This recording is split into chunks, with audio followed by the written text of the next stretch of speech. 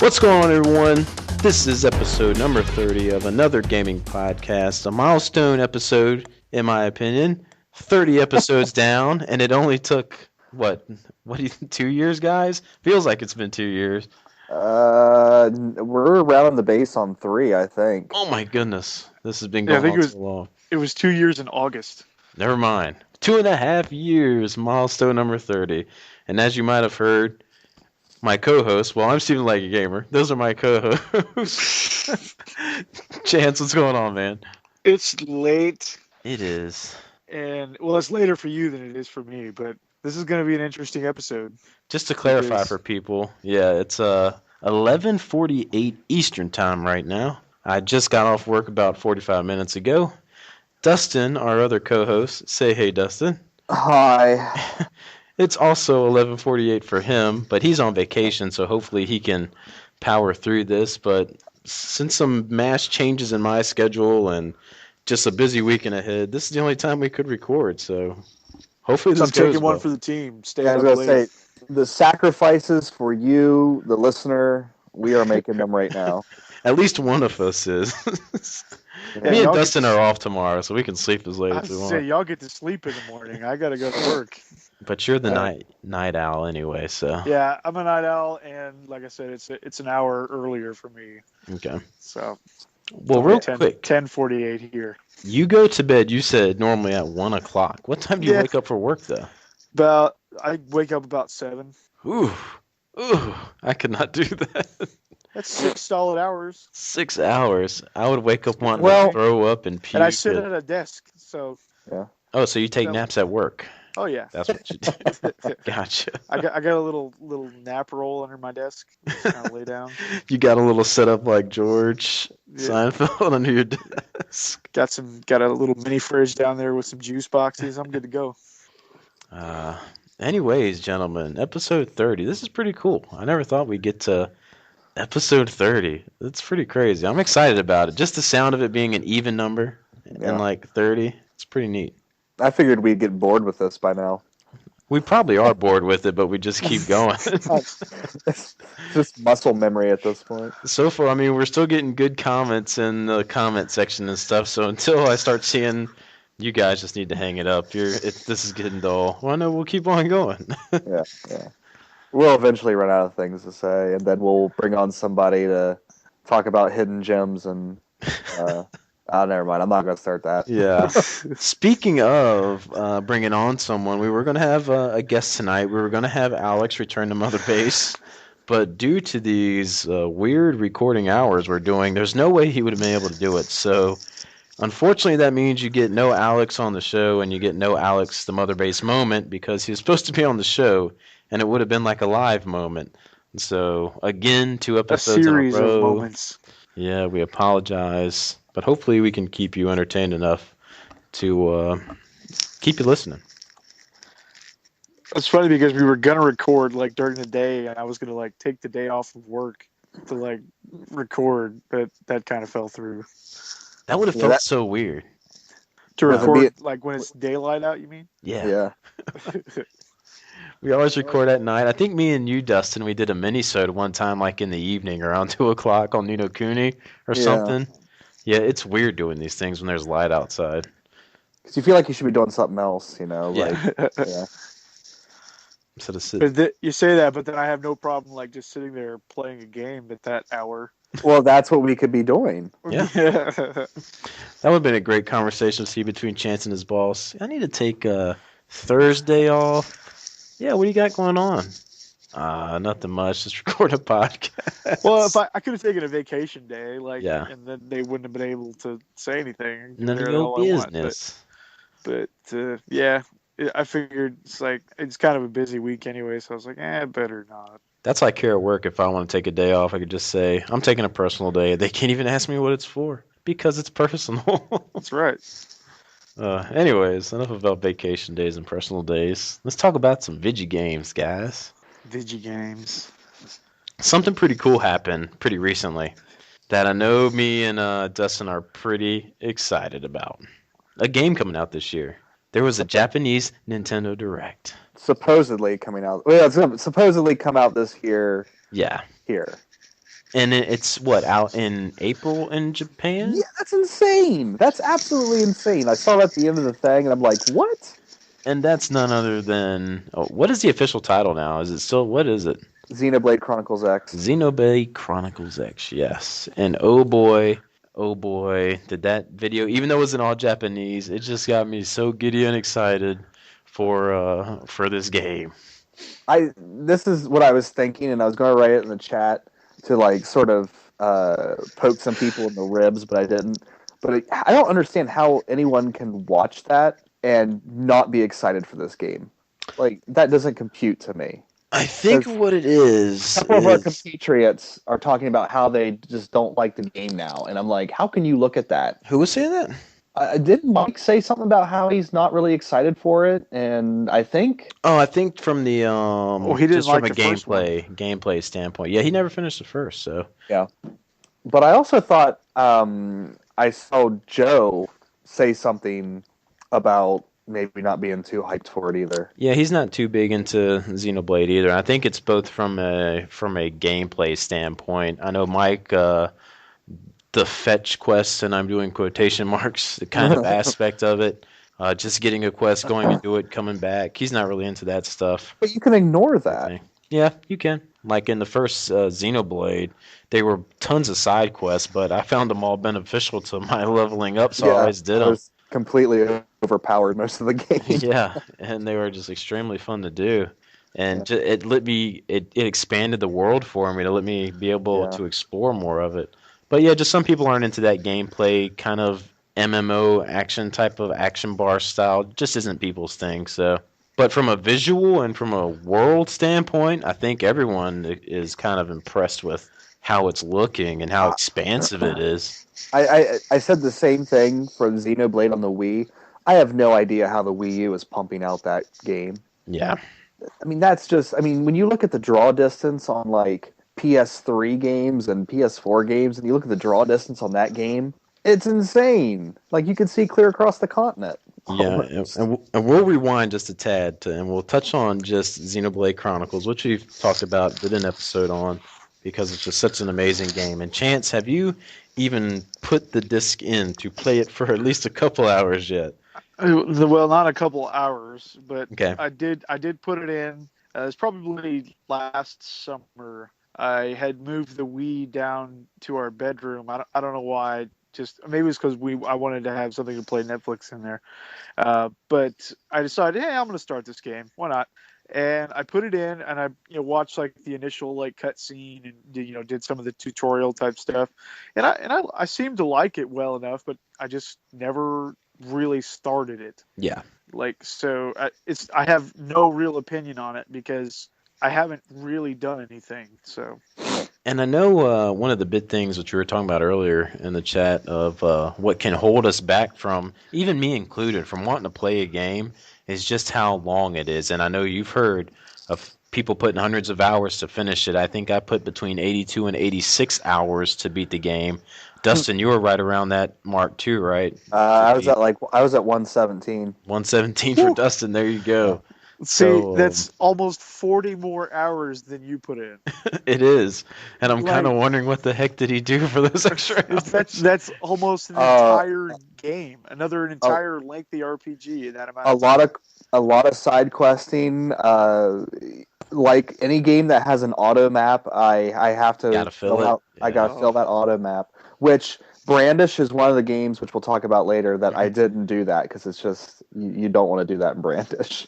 Too big or dangerous. It's just very dangerous to do it. Oh, okay, gotcha. Yeah. With Xenoblade though, the hours, even though it seems like you're putting in 100 or 80 hours, it didn't feel like it though. No, you get lost. So that was when I had my house, and I'd go to my game room was down in the basement, and I'd wake up and I'd go down the game room and I'd play, and then I'd come upstairs and it'd be dark. I'm just like, what happened? So like literally, Chance, when you really get into the game, I mean, you just start losing yourself in it, and I don't know, it didn't feel grindier at all or nothing because the story just kept going, and you kept getting into a new area to explore. And you're upgrading gear and weapons, and The game is just so great. I can't ever just. I could pour about that game. So, yes. And with you kind of liking the Diablo kind of style fighting action bars, if you sat down and were able to give it a shot, I think you might enjoy it. Kind of like you are with the game you're kind of restarted up, which we'll talk about later. Yeah. So I was actually kind of thinking that maybe like you could draw some comparison to those two. So yeah, when we get to when you want to talk about that one, yeah, we can hit back and try to. But yeah, so me and Dustin watched that Japanese direct on the game, and Dustin, it's fresh on your mind right now because you just kind of watched it this evening. But like you said, the first thing like I noticed with it is the world, and I know they mentioned it somewhere, but I forget how many times big they said this world. 5 times bigger. Yeah. Than Chronicles.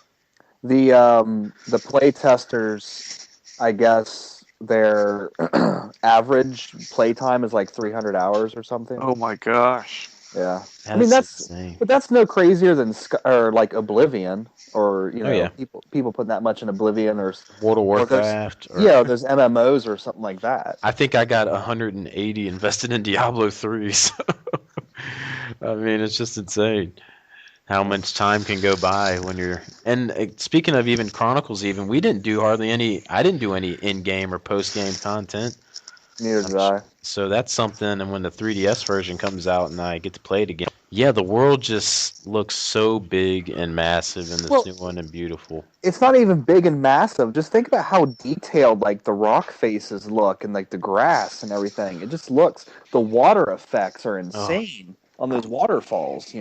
Yeah, and go ahead. I was going to say it's not just a big world, because Xenoblade Chronicles was big, but it was also kind of muddy in some respects. You know what I mean? Oh yeah. It's just it's big and it's on the Wii, so they got to make a sacrifice somewhere. But this thing, I don't see where the corners are cut. I don't know what Monolith does to get every little thing they can out of the hardware that they're using, with whether it was the Wii or this or the Wii U, but. Man, I know we're just seeing video, like we're not seeing it in person yet, and if that's actual live gameplay, which we're led to believe, it just looks amazing. Not that visuals are everything, but man, the Wii U is pumping out some pretty stuff. Build upon what Xenoblade already was, and how can they can't really fuck that up. I wouldn't think. But then again, all we gotta do is look back at Xenosaga and then look at Xenosaga 2 and go, oh yeah, they could probably fuck it up. Yeah. But I'm hoping they don't. Which I'll in this video with from things that I saw that it's gonna be weird having our main character that we're playing as. It seems like he doesn't speak. Yeah. And I liked playing as like Shulk and everyone and having like he was the lead even though you could play as anyone in the party. But having that lead character there kind of made the story better to me. Always makes me feel like more of a story. And with this one, I just hope it doesn't ruin the story being a silent type. But you play Tales of Xillia too, and how'd that go though with having a silent character as a lead? I think it was Mike. It might have been Mike who said this. Or maybe it was RPG Swagman. I can't remember. It was on that big, long, epic, amazing RP Gibberish episode. But they talk about, when you have a silent protagonist, you need to have the other characters be memorable. And, and with Xillia, the other characters, of course, they're memorable because it's the second game and you're seeing them grow beyond the first game. So it's really awesome. And, Luger's silence is really not that much of a bad thing. Because really, you don't really give a shit about Luger anyway. You just want to see what Mila's up to or what Jude's up to, and stuff like that. So, but XCX, which I guess is what people are calling it now, it doesn't have that. So, from what I've seen from the gameplay, the characters they have this like bland Xenosaga look to them, which I really wish they would have kept more of the art style of the first Xenoblade. But we'll see, what those characters are like. Now, maybe we're just not seeing anything pertaining to the main character. Maybe it'll be like a Commander Shepard type thing. I don't know why more games that allow you to build your own character don't follow the Mass Effect model of how to handle a make your own character type of game. You know what I mean? Very true. Very true. That would be cool, especially if it's in this universe. That'd be cool, something to explore. Yeah. And another thing they didn't touch on in this direct was Chance. This might be something that could incline you more to wanting to play it. I know there's going to be some type of multiplayer feature in it, so it would be cool. I'm really anxious to see how that works, because if I can go just like questing with you guys, I think that would be pretty cool. Even though Dustin has experienced questing with me, it might not be the most fun at times. But it would be different in this game, Dustin. Trust me. Yeah. I wouldn't play it like an MMO. Yeah. Sure. It's all about what Steven wants to do when you play that. I forget what the mechs are called now that they ride in. Dolls. Oh, I need to get my doll, Dustin. We got to get to level 20 so we can get our dolls. Let's go. But I want to go over here and look at this waterfall. No. We got to get our mounts. We get our mounts first and we'll come back to the waterfall, Dustin. It'll be there. So, yes, that comes from I just wanting to power level days and just get to the end. But I wouldn't do that in this game. But I'm excited to... I'm guessing it's just going to be kind of like not a main story mission thing. It's going to be like bonus stuff, like maybe harder bosses you can go kill together or something, which that's cool with me too. But I'd rather it not be story-based multiplayer. That way, a guy like you, Dustin, who prefers single-player content by yourself, can experience the story with no problems. Yeah, I'm not going to lie. I'm probably not going to play this game multiplayer. Bastard. Anyway. Would that incline you more to playing, though, Chance? Well, I plan on getting it anyway, because I'm not going to skip another Xenoblade game and let it get to ridiculous prices before I buy it or get it. I didn't buy this one. I don't think this one's going to be. Yeah. I don't think so either, but I'm not silly enough to skip it though. Like I also didn't think I'd have to pay an arm and a leg to possibly have to get a Shulk amiibo now. So. Well, here's the deal, Steven. Alex is sending me he got his and sending me it tomorrow.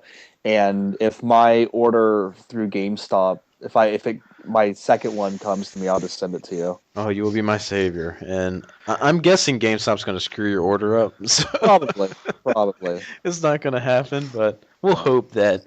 And if not, maybe one of our European brethren can locate one for you. Yeah, I'll get some type of copy of one of them, and then I'm hoping my Ike order doesn't screw up. But anyway, maybe get a Japanese one or something. Yeah, just something. I just gotta have them. Screw all the amiibos. Hey, I'm kind of there with you now, Chance. I'm not getting any more except this Shulk and Ike. I have a Samus, and it was a complete impulse buy. I was there. They had a Samus. I had just finished a couple of Metroid games. I was like, yeah, I think I'll get a Samus. That's a good looking figure, though, man. And then I got it, and it's on my shelf, and I do not want another one because it is not worth the hassle. Well, I've pre-ordered Mega Man and Ike, and so I'm supposed to get those ones. But then Lucina and Robin are coming out, so I got to get those too. Yeah, and that's the thing. Like, I keep going to the GameStop being like, "Do you have Wave 4 yet?" And they're like, "No, but we got the Mario Party ones." I'm like, "Fuck you!" I don't want those. If I'm ever at a place when and if the Marth reprint happens, I might grab a Marth if it's there. But I am certainly not going to be pre-ordering it because I'm not anywhere near a GameStop, and I'm not going to make a special trip to buy a little piece of plastic. Well, it's just not going to happen. Yeah, I think all the fun's been kind of taken out of it too. Scalpers have ruined it. Absolutely ruined it. Well, I mean, Nintendo's dumb. Yeah, they should making it so limited. Yeah, these things. I'm sorry, these things shouldn't be like chase figures and things like that. You know, there shouldn't be. Dude, it's like getting a Turbo Man doll at Christmas for some of these things. But all the time. Yeah. You come in and they hold up, but we don't have any Mars, but we have plenty of our Mario figures. We don't want Mario. They start throwing things, and there's a riot. Yeah. No, it just seems so silly, especially like as far as like their actual usability in games. Yeah. Like, it's just not worth it at all to me.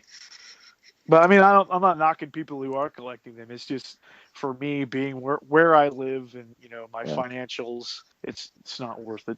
Oh, I just want the ones that I want, and collectors can do it. It's like everyone was going crazy over the fucking villager from Animal Crossing. Yeah, like why the hell would you? Trainer. How would you want those figures? And we have them now, and I don't know why I got them. Yeah, I have a Wii Fit Trainer. I'm eating some Doom jerky. Yeah. Mine was gone day one. Yeah, I've been slowly working through it because I don't want it to disappear real fast. Well, Steven didn't get true Doom jerky. Yeah, he got the vagina version of the Doom jerky. Sorry. While Dustin is chewing, I'll explain real quick what we got. Chance sent us out these gift boxes full of goodies that I'm guessing his wife made, and then did you make the jerky? Yeah, I made the jerky, but she made everything else. So. And man, they were delicious boxes of goodies. Just to let everyone know, it was a box crammed full. I had the vagina beef jerky, apparently. Some sugar cookies, chocolate chip cookies, no bake cookies, banana bread. And am I missing anything else? Some brownies. What were those brownies? Peanut butter. Oh, they were just cookie bars. Or cookie bars, yeah. And literally the box was done in like 3 days. Like I get home and I did not get any sugar cookies because my wife and kids ate them all. I get home the very next day, there's 1 or 2 chocolate chip cookies left. Yeah, those chocolate chip cookies are ridiculous. They're good. I'm tearing into the banana bread tomorrow. It's good. Anyway, what the hell are we talking about? Well, it started with amiibos, and then you were eating beef jerky, and we're gonna say something, but I don't know what you're gonna say. The jerky derailed everything. Oh, I was gonna say the only reason I have a Wii Fit trainer that's still in the box is because I was gonna get one for Bruno. Oh yeah, he found it, and I was like, I'm not gonna take this back. I'm just gonna keep it. I can probably sell it for $20 now instead of 12. Anyways, we were talking about Xenoblade, though. But go ahead. We were talking about Xenoblade. The Nintendo scalping thing goes way beyond the amiibos too, like with the Majora's Mask 3DS. They were sold out instantly because you couldn't pre-order it without fully paying it off. So it was just such a silly thing, so limited, and they were just gone. Because there was, X amount of them available and then they're gone. I actually got a call from my GameStop. They got a couple extra pre-orders for it, and the people that work there is like, I wonder if Dustin would want it. So they called me. They're like, hey, do you want to upgrade to this? And I was like, I can tell my collecting days are behind me because I was just like, no, I just want the regular version. Yeah, just give me the game. Yeah, I don't need a fucking Skull Kid statue. Well, I'm just talking about the 3DS. There was a limited. Oh yeah, the 3DS. Special Edition one. Yeah, the console. And you had to pay it off completely, whatever that cost, $200 or something like that. Oh, dude, it was the same with the original 3DS model Zelda. But guess what? It goes for now. Nothing near that. You can pay $100-something for that DS. So is it the Zelda? Oh, yes. Yeah, okay, the black one. Yeah, I'm thinking of the Link Between Worlds one for some reason. People can go ahead and pay $500 now for it because in 3 years it'll be $150 all the rest. Think about how kind of obsolete it'll be. Even when the new 3DS comes out, it's sure it's a collector's item, but people aren't going to be going out of their way to get a new 3DS or that model of 3DS unless they're just a Zelda collector. Yeah. Do you guys remember when in this hobby when we didn't have this problem? It wasn't an issue? Now for the past 5 or 6 years, prices are jumping up on everything. Stuff is getting crazy. It's gotten to a point where I just don't want to buy games anymore, like retro stuff. It's just I have no desire to pay the prices that retro games demand, and it's just totally not worth it. Just give me a bargain bin of PS3 games, and I'll find a couple of things in there that I want. Everyone, move on. Right here, right now, just go out and buy a PSP Go and put custom firmware on it and hack it. And put a Super Nintendo emulator on it, and you're good to go. Forever. Don't pay these ridiculous prices. It's just silly. I mean, even like games that are nowhere near that word, that rare word. Mm-hmm. They're nowhere near rare, and they're still demanding $20-$30 for something that 5 years ago was $2 or $3. Well, I got a perfect example here because I did it today. I sent that message to you guys, and man, we're getting that echo. Hopefully, it isn't too bad for the listeners. Is it just me? It's just me chewing on beef jerky. No, it's like I'm hearing my voice. I was hearing Tio Chance's voice. I think it's gone away now. Anyways, today I was at a hobby shop and I found 3 PS2 games, some I'd never heard of: Shadow of Destiny, Crimson Sea 2, and Metal Saga. They all looked interesting. They were RPGs, 2 of them, and the Shadow of Destiny was this real interesting. It looked like that game Murdered Soul Suspect that just came out, something similar to that. I was like, these are some quality-looking games I never heard of. And I wind up buying the Metal Saga, and I paid $20 for that in that store. I paid $20 for this Metal Saga. And then when I walked out, I kind of looked up the pricing of it, and it was, I think you can buy it on eBay for like $12.99 or something. And I was like, man, I overpaid for this older game. And, I didn't feel too good about it. But then at the same time, I was like, it looked good. It's an Atlas title RPG. Yeah. And I actually want to play it. It's supposed to be pretty good. Yeah. And I was like, it's really long. I want to play it. So it leads to say, I never like to overpay for anything. But, I mean, if it's a game you really want, would you overpay for it a little bit? Or if you had your chance to get it? Or would you just be like, oh, heck no, I'm just going to wait and see what happens? I mean, if you want it. The convenience of finding it and getting it right there, yeah, I'd overpay a little bit. Yeah. Not anything outrageous. Help out the mom and pop shop, Yeah. At it. Oh. So it didn't feel too bad, except the place I got it for. Apparently the owner's a felon right now and has a court case due for stealing things. But nice. Oops. It's the only place I can get these games at. And of course I went there for a Xenosaga because for some reason, who knows why, I can't find it anywhere. So this is a message to the listeners. Because it's rare. Because it's a greatest hits, but it's rare.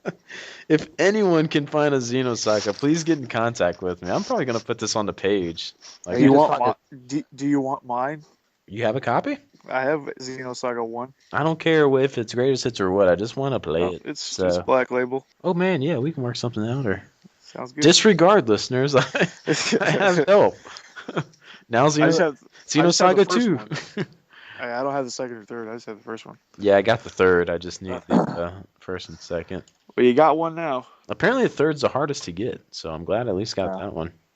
But anyways, now where were we at next? We were talking about Xenoblade. We just went off on a major tangent.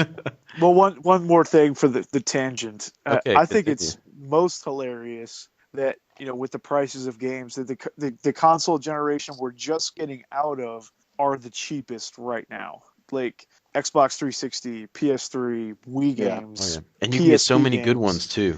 Oh my gosh, many good games. So cheap right now. And I won't complain about that. I mean, I really won't, because there's definitely on my wants list, for PS3 is much longer than my NES want list. Yeah. So Halo 3 for $4 and Gears of War for $2. I mean that's quality stuff there, even if it ain't your type of game. It's good stuff for cheap. Okay, I'm done now. So did anything else jump out you about Xenoblade in that video, Dustin? The ridiculousness of the dolls. Because, I mean, it's one thing when they're walking across the land and it's, they can transform into a car. That's awesome. And then they start flying and you see how high up they fly. And the land mass itself is huge. And then you got all these fucking floating islands above it. It's, my God, it's so big.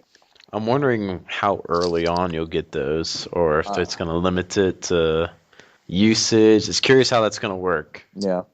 Or if were they doing battle in any of the videos? I'm sorry, I've had bad memory. It's been like a week since I've seen the video, or whenever it came out. Yeah, there was battles. So it makes me think, like, if you could always do battle in your doll, it would seem OP. But I don't know.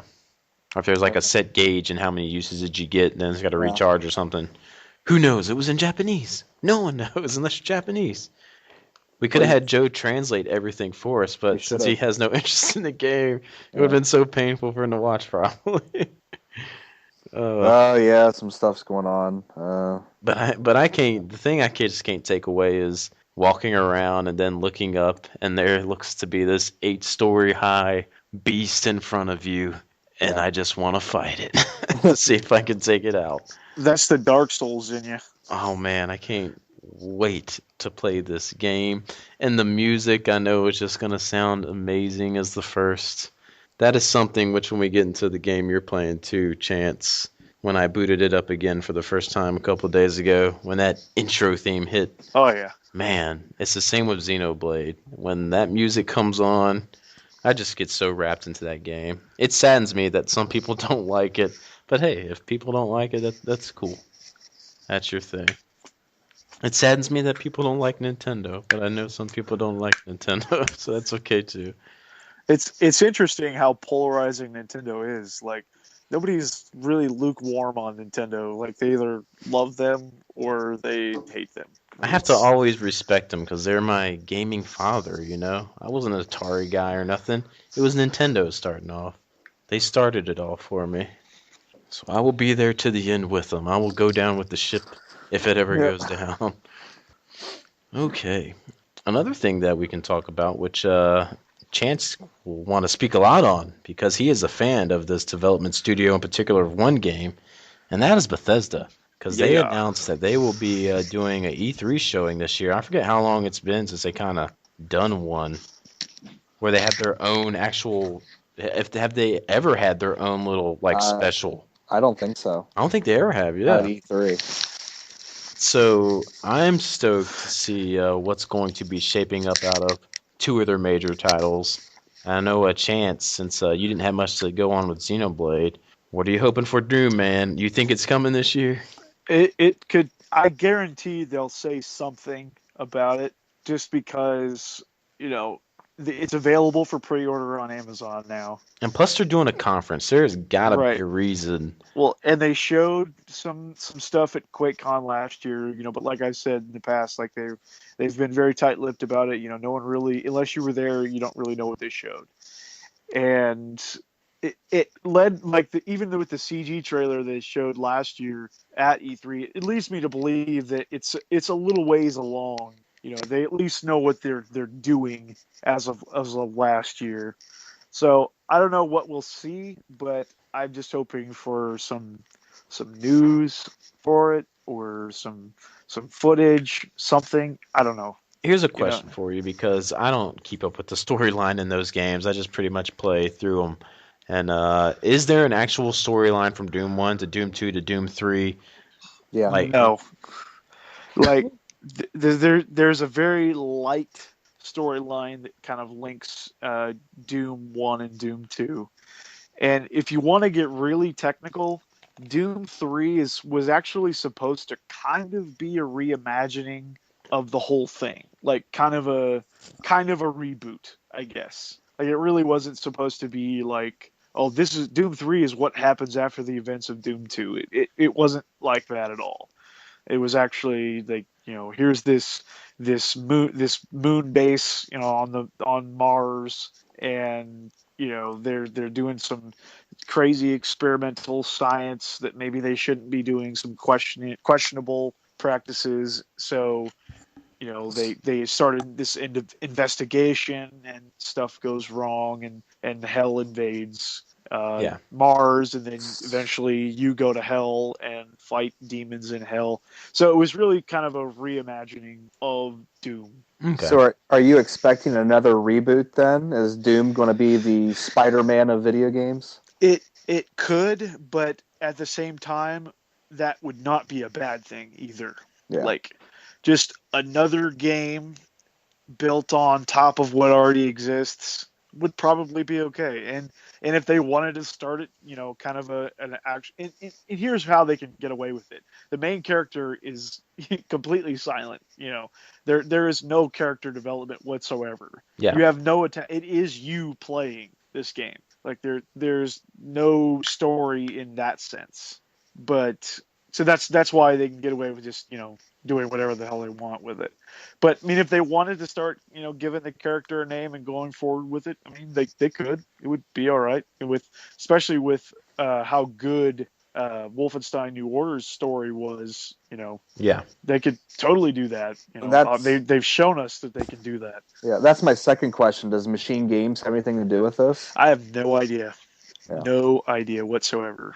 Because let's see. I can only hope. A quick Google search may be able to provide an answer. Because I mean, this is coming from a guy that's lukewarm to first-person shooters. Wolfenstein was phenomenal, and that's pretty much the collective too. I think everybody that played it can honestly say, "Damn, this was a good game." Yeah, like the gunplay just felt great. Short and good, solid. Everything ran smoothly. The only thing that was really awkward about it was the sex scenes. Oh yeah, that I was not expecting that at all. Full frontal, baby. Yeah. It was just, for lack of a better word, very stiff and very awkward. Break. Anyway, I was going to mention though, since Doom has kept traditional to its gameplay style, like we saw kind of in Wolfenstein. Just traditional first-person shooter gunplay action style. Would there be anything you might want to see incorporated, though, Chance, or do you want to keep feel like it normally has been? Because they could mix it up and throw in a little. I don't want to say BioShock type abilities, but you have an ability to do like abilities as well. I want Doom 64 with HD graphics.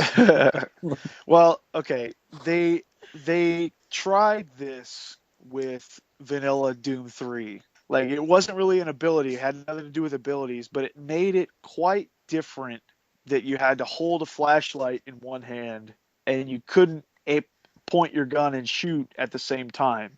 If you wanted to see, you had to have the flashlight up. If you wanted to shoot, you had to put the flashlight down, put the gun up, and shoot. Yeah. So it really changed it quite a bit. And I haven't gone back and tried it now because with the BFG edition, they made the flashlight armor mounted kind of like in Halo or any other game where, you press a button, the flashlight's on. It has limited power, so you got to kind of conserve it. And it just it made the game, for me at least, infinitely more playable. Yeah. But the flashlight mechanic makes sense though, because Doom 3 plays a lot more like a survival horror game. Exactly. Yeah. Exactly. Which is something that they could kind of build on if they wanted to. Maybe not necessarily with the flashlight mechanic, but like just I have a feeling like, especially with games like like Evil Within and other games coming out now, where like what's that, the Order, what was that? Yeah, 1880s. Yeah. Like in horror and zombie and creature scary kind of games are kind of in right now, so I wouldn't be surprised if the new Doom kind of took another step towards a survival horror game. I just hope that the action doesn't suffer as a result. Like, because even though Doom 3 was a step towards survival horror, it was still like super high action the whole time. Yeah. But I just hope that it doesn't get lost in the development. But other than that, though, I think, like you said, like maybe some sort of ability or something. They kind of touched on that too, like in Resurrection of Evil, where you had the artifact, like something that you find, and with the artifact, you're able to like slow down time. Yeah, stuff like that. Yeah. Yeah. So it's like things like that would be very fitting and cool. And I'm also into things kind of like Dead Space 1 and 2. Mainly 2 did it really well with weapons, because most of the time when you're playing through Doom, you have the standard set of weapons throughout the game. You got your machine gun, you got your pistol. There's not a huge variety in it, but I kind of like seeing sometimes a weapon level up system, like an RPG aspect to it, or sometimes, I think Dead Space 3 tried, I didn't really like it, but customization, let me build a BFG, like, and make it super awesome or something. Just little ideas that could kind of change and make it different. But you know, with Bethesda, I don't know how big their involvement will be, but in Fallout you could upgrade and make new weapons and things like that. So I wouldn't be surprised if they tried to. And even would you want that in your Doom BioShock game though? Would you care to see that? Would it make you mad? It wouldn't bother me, but it would only bother me, I guess, if it was like, and unless you build this super awesome weapon, you can't beat the game. You can't. Yeah, that would be like that would bug me. But in BioShock, you do the same thing. You collect materials and things, and you can upgrade power your up weapons and things like that too. So I really wouldn't mind that unless it was like something where there was like super detrimental. Like if you didn't do this, you would have a hard time. What about you, Dustin? Do you want anything like that, or are you just like, give me Wolfenstein New Order gameplay in a Doom skin, and I'm happy? I mean, if they did that, I would be happy because But no, I mean, I that was one of my favorite parts of BioShock was kind of upgrading your weapons, and I like that kind of stuff in first. I think it makes it. I mean, you have like Halo where you just run around with the weapons that you get, but I think it makes it feel a bit more. I like that RPG aspect of it, kind of. Yeah, I do too. So I don't know about like cool step 4. I don't know about like Call of Duty's leveling system and stuff like that. I don't think Doom really needs that, but like weapon upgrades, I like that. I like that idea. If it fits like with what you're doing, then it will be great. Like if they do it and they do it well and they implement it well, I think it'll be a fitting thing. It makes you feel more invested, I guess, if you are able to kind of craft exactly what you want. Yeah. Or customize your character, kind of, or even like build up hit points, or like Last of Us, where you could like craft like health packs and things like that. That would be something like that would be okay too. Like really, the sky's the limit as long as they do it well. I don't think there's anything that they could do really that would just totally ruin it. What if they went to health regeneration? Would that piss you off? Well, no, because I play games like that already. But yeah, the traditional health pack kind of thing is kind of what Doom has always been. There's no way they could skip from that. But well, I mean, didn't like Wolfenstein just do it where it like rounds up to the nearest 10? Yeah, and then I liked in the Wolfenstein where you could actually overcharge too. Like that was cool. slowly deplete. But I mean, if you were getting ready to run into a high intensity kind of a battle, you could do the overcharge and save yourself a little health. There was a few times in that game where I really had to like kind of strategically. I keep thinking about this. You're like in a hallway and the dogs. It's not the dogs. You like. I had trouble with the dogs. There's a hallway that like leads into this big room that has 2 of the big mech soldiers in there. Near the end of the game. Yeah, like I really had to like shuck and jive around those hallways to do that effectively. I just double-barreled the big machine guns and went to town. I had a heck of a time with the giant robot, the London whatever. Oh yeah. I had a heck of a time with that. The one you had to like get right underneath of it and shoot up. It's like, gosh, man, I want to play that other storyline. That was a pain in the butt. Yeah, I had a heck of a time with that. But so I didn't have trouble with Death's Head. Like I thought Death's Head actually died really quickly. Most satisfying moment? Getting revenge on a certain woman. Mm-hmm. That's all I'll say. Man, I hated that chick. Oh. Anyways, Frau Engel. She survived, right? So she could be in the sequel. Yeah. Who? The old lady? Yeah. Yep. Didn't she get thrown off a mountainside? I don't remember. No, you like crush your face or whatever. Oh, did she? So she did die. No, like cause she pops up and you see her. Her face is like ripped off. Yeah. Yeah, but then like she's back later in the year. I think she's still alive. Yeah. There's no way that I have to relook that stuff. Anyways, total spoilers for everyone who hasn't played the game. Time to replay the. Oh, fuck off! It's been out for how long? Well, okay, and really, there's really no such thing as a spoiler in a game like that. I mean, granted, it's a great story. People die. There are some things to be spoiled, but man, like it's the kind of game that you play it because you want to shoot the shit out of some Nazis, not because you want to experience the story. True. So if anything, I'm spoiling it by telling you that the guns are awesome. Yeah. So all in all, in Doom 4, I'd like to see some upgrading, maybe with weapons, character development. I want it to be dark and scary, and have fun gun gameplay. I want them to talk about Doom 4 at this thing, but I have a feeling it's going to be mostly about Elder Scrolls Online, which comes out for consoles like this summer.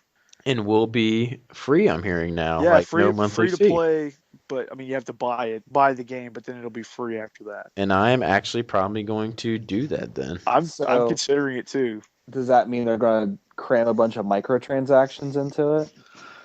Like you go to a store and you have to buy like your weapons with real money. They're either gonna probably implement something where you can earn this special ruby. I don't know how the game works, or you can pay money to get 500 of those rubies, or you can grind away doing quests and stuff to earn them by actually playing the game. That's how most good models will do it, but hopefully it's buy the game and you get everything. Yeah, I'll have to look into it some more. I'm not totally convinced it's something I need to play, but I mean it looks interesting. Yeah. And I have never like gotten fully into an Elder Scrolls game anyway, so we'll see. I haven't even finished Skyrim yet. I don't even remember where I barely even Can you touched finish that game? I don't know. Not with all the DLC that's out there. Yeah, I mean, well, I have the PS3 version, so I don't get any DLC. But you can finish. I finished the storyline in Oblivion, but then you can keep playing. Oh yeah, you can finish them. That's what I meant. Like just keep on going with more quests and quests and quests. Yeah. I played like 5 hours of Skyrim, and then I just never went back. No real reason. I just didn't. I always put a decent amount of time in those, but it always takes me like multiple years to. You can beeline the story in that game, I think, in like 12 hours or under. I mean, Skyrim? Yeah, you can just knock out the story pretty quick. But that's kind of missing the point of the game, you know? Yeah. Might as well not play it if you're going to try to speed through it. But I think the heavy hitter that might be announced is, you kind of touched on a little bit with Fallout, saying it before, chances. They could be announcing a new Fallout. Do you think it's happening, Dustin? I think it's the timing's right, and I do want a Fallout on my PS4. That's wow. Me and Chance haven't finished one yet. I've put a bunch of time into each entry that came out last generation, but have not beaten them. And I enjoyed it like wholeheartedly for the most part. Just little simple nitpicks here and there I didn't like. But for the most part, I really enjoyed the game. And New Vegas, I was so close to beating, but just haven't finished it yet. And I need to go back because I think someone said that they've patched a lot of those issues that I had with it. I think it was Joe. Yeah. Yeah. But is there anything, Dustin, since you're like the guy who's completed the Fallout 3 at least, what would you like to see implemented or carry over? Or just stick to what they did, or? Well, I've always. I mean, yeah, they don't really have to do anything majorly different. Just make sure the game isn't buggy as hell. Yeah. But I like the idea of the setting where it's set in Boston. I always wanted to be set in like New York. I don't know why, but like I like, I want there to be a city. And I think that's what was missing for New Vegas for me, because in 3 you can tool around in Washington D.C. and see all these sites that you're used to seeing. There's New Vegas, baby. That's a big city now. Yeah, but fuck New Vegas. It's not a real place, I think Boston, if that's the rumored location, could be pretty cool, because I think you have a good mix of it probably won't be a beautiful outdoor environment because it's Fallout, but I actually I don't want to see a lot of brown, though, this time. Yeah. I've seen a lot of brown in both of those games, so some color would be welcome, so it can be a Fallout with grass, maybe. But Fallout is brown. I mean, that's... Yeah. Why Why can't Fallout be in an enslaved world? Because that's not what Fallout is. Well, I kind of wonder. Fallout's like the comic book nuclear wasteland, you know. Whereas, like Last of Us and Enslaved is more like what it would really be like. There could be an area though. Like picture it, you're in this near the end game. Then you walk into this like, what the heck have they figured out to bring the world back to normal? Like kind of deal. Well, shoot, you guys plan on beating Fallout 3 anytime soon? Because it does involve that. Fallout 3 does involve that. Oh. And I never plan on beating it, so no. Yeah, since it's on the East Coast, maybe we'll see a more colorful Fallout. Well, cool. But yeah, I kind of like their system of leveling up. The VAT system is always awesome for shooting. But it will be cool to see what they do with this next gen hardware and technology. Because if Xenoblade or what'd you say, XCX? That sounds weird to me. X, whatever. Just say Xenoblade. Yeah, from what Xenoblade can do on that Wii U, I mean, if you're gonna be on the PS4, PC, and Xbone, come on, Bethesda, bring out the big guns and show us what you can do with this massive open world game. And that's the thing, like looking at this graphics for Xenoblade, my jaw drops. I don't know if I've had anything on the PS4 drop my jaw like that. Not for me yet, but I only own about 5 games. So I don't have much to go off yet, even though I think Shadow of Mordor looks beautiful. Well, I thought Infamous Second Son looked really awesome with like the neon and all that stuff. Yeah, but like you said, jaw-dropping where you're just like, whoa, like Keanu Reeves, whoa. Whoa. That's what Xenoblade did. Although Final Fantasy 15 does look really good, graphically. Is there anything, since you dabbled a little bit into Fallout 3, Chance? I've mentioned it, and I think you agree too. A sprint button is very welcome. God. Please give me a sprint button. Is there a sprint in New Vegas? I don't even know. There's no sprint in New Vegas. Give me a sprint. Yes, I'd forgotten about that until you mentioned it. But yes, I remember. I played about 10 hours of 3. I plan on going back. I just got distracted with one thing or another. I'm wondering though, kind of going back to like the setting. I'm wondering, how much later is it for this game as opposed to Fallout 3? Because I don't know, like with the weirdness of the vaults, you're kind of led to believe that maybe some people have been in there a lot longer than other people. So who's to say that this character that you play as in the new Fallout won't be coming out a lot later than the other ones, and that the world is a little bit different than even it was in 3 or New Vegas. I don't know if they have a connecting storyline, since I'm not a Fallout. I know. I'm not talking about connecting storyline. I'm just talking about the world. Like, I don't know. The story of the world connects. Yeah, that's what I mean. Like, so you're thinking you're actually in the vault for more cycles than the person.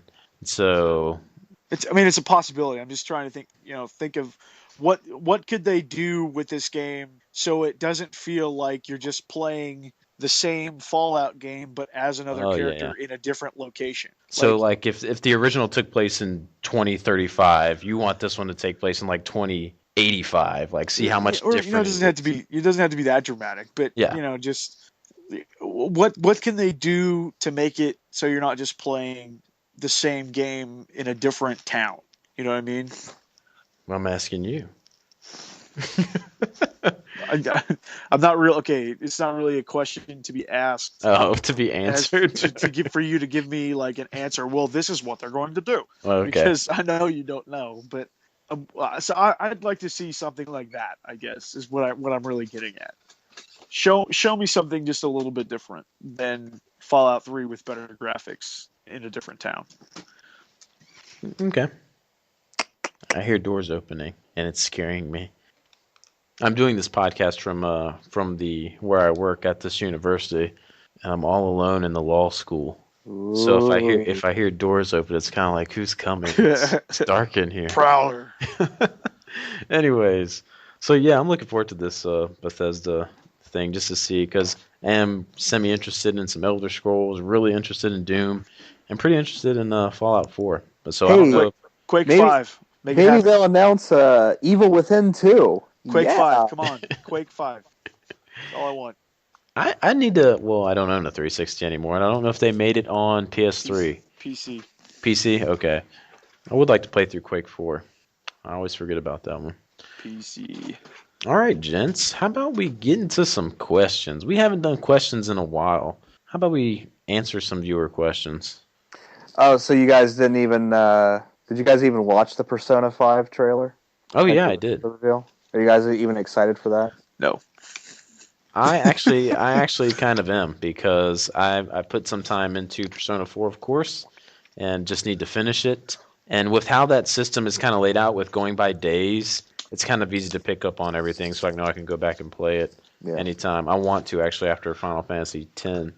But just from looking at that trailer, even if I hadn't played any Persona game before or finished one, yeah, I'm pretty stoked about that game. It's just I don't really know anything about the series, really. I'm not a seasoned vet like Arrow, and now Dustin's becoming to be, and all those guys. Yeah.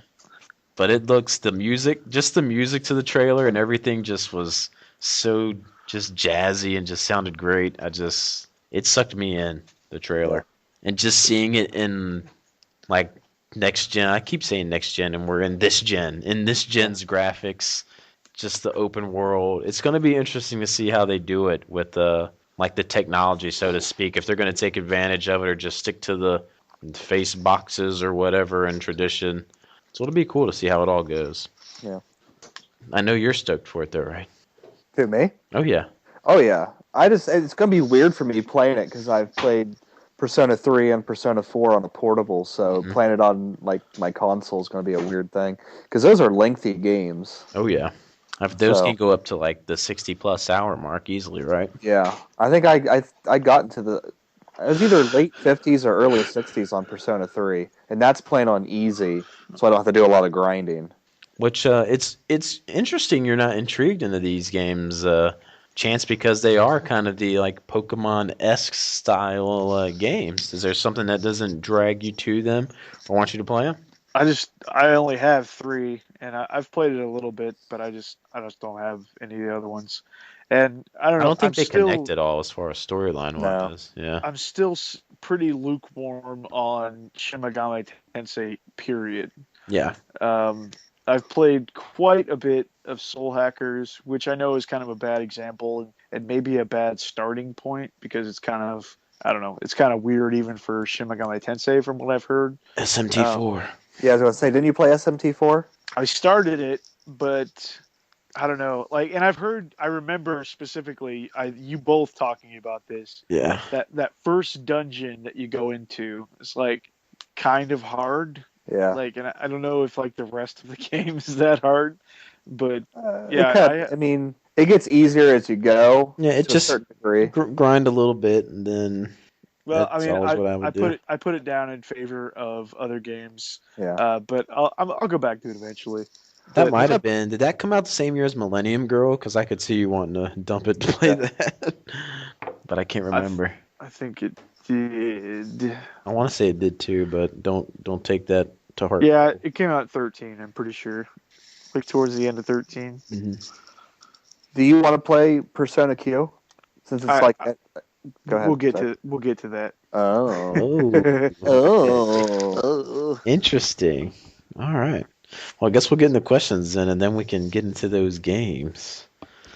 Well, we did have I posted it last minute on our Facebook page today, guys, asking for questions. So I know a lot of you guys weren't able to, and gals weren't able to get back with us so quick, but the ones you guys asked are pretty quality ones. But there was one on the YouTube page from Nathaniel Joseph Claw, who wants to know what entry in a video game franchise and a film franchise would you consider better than the one... Hold on.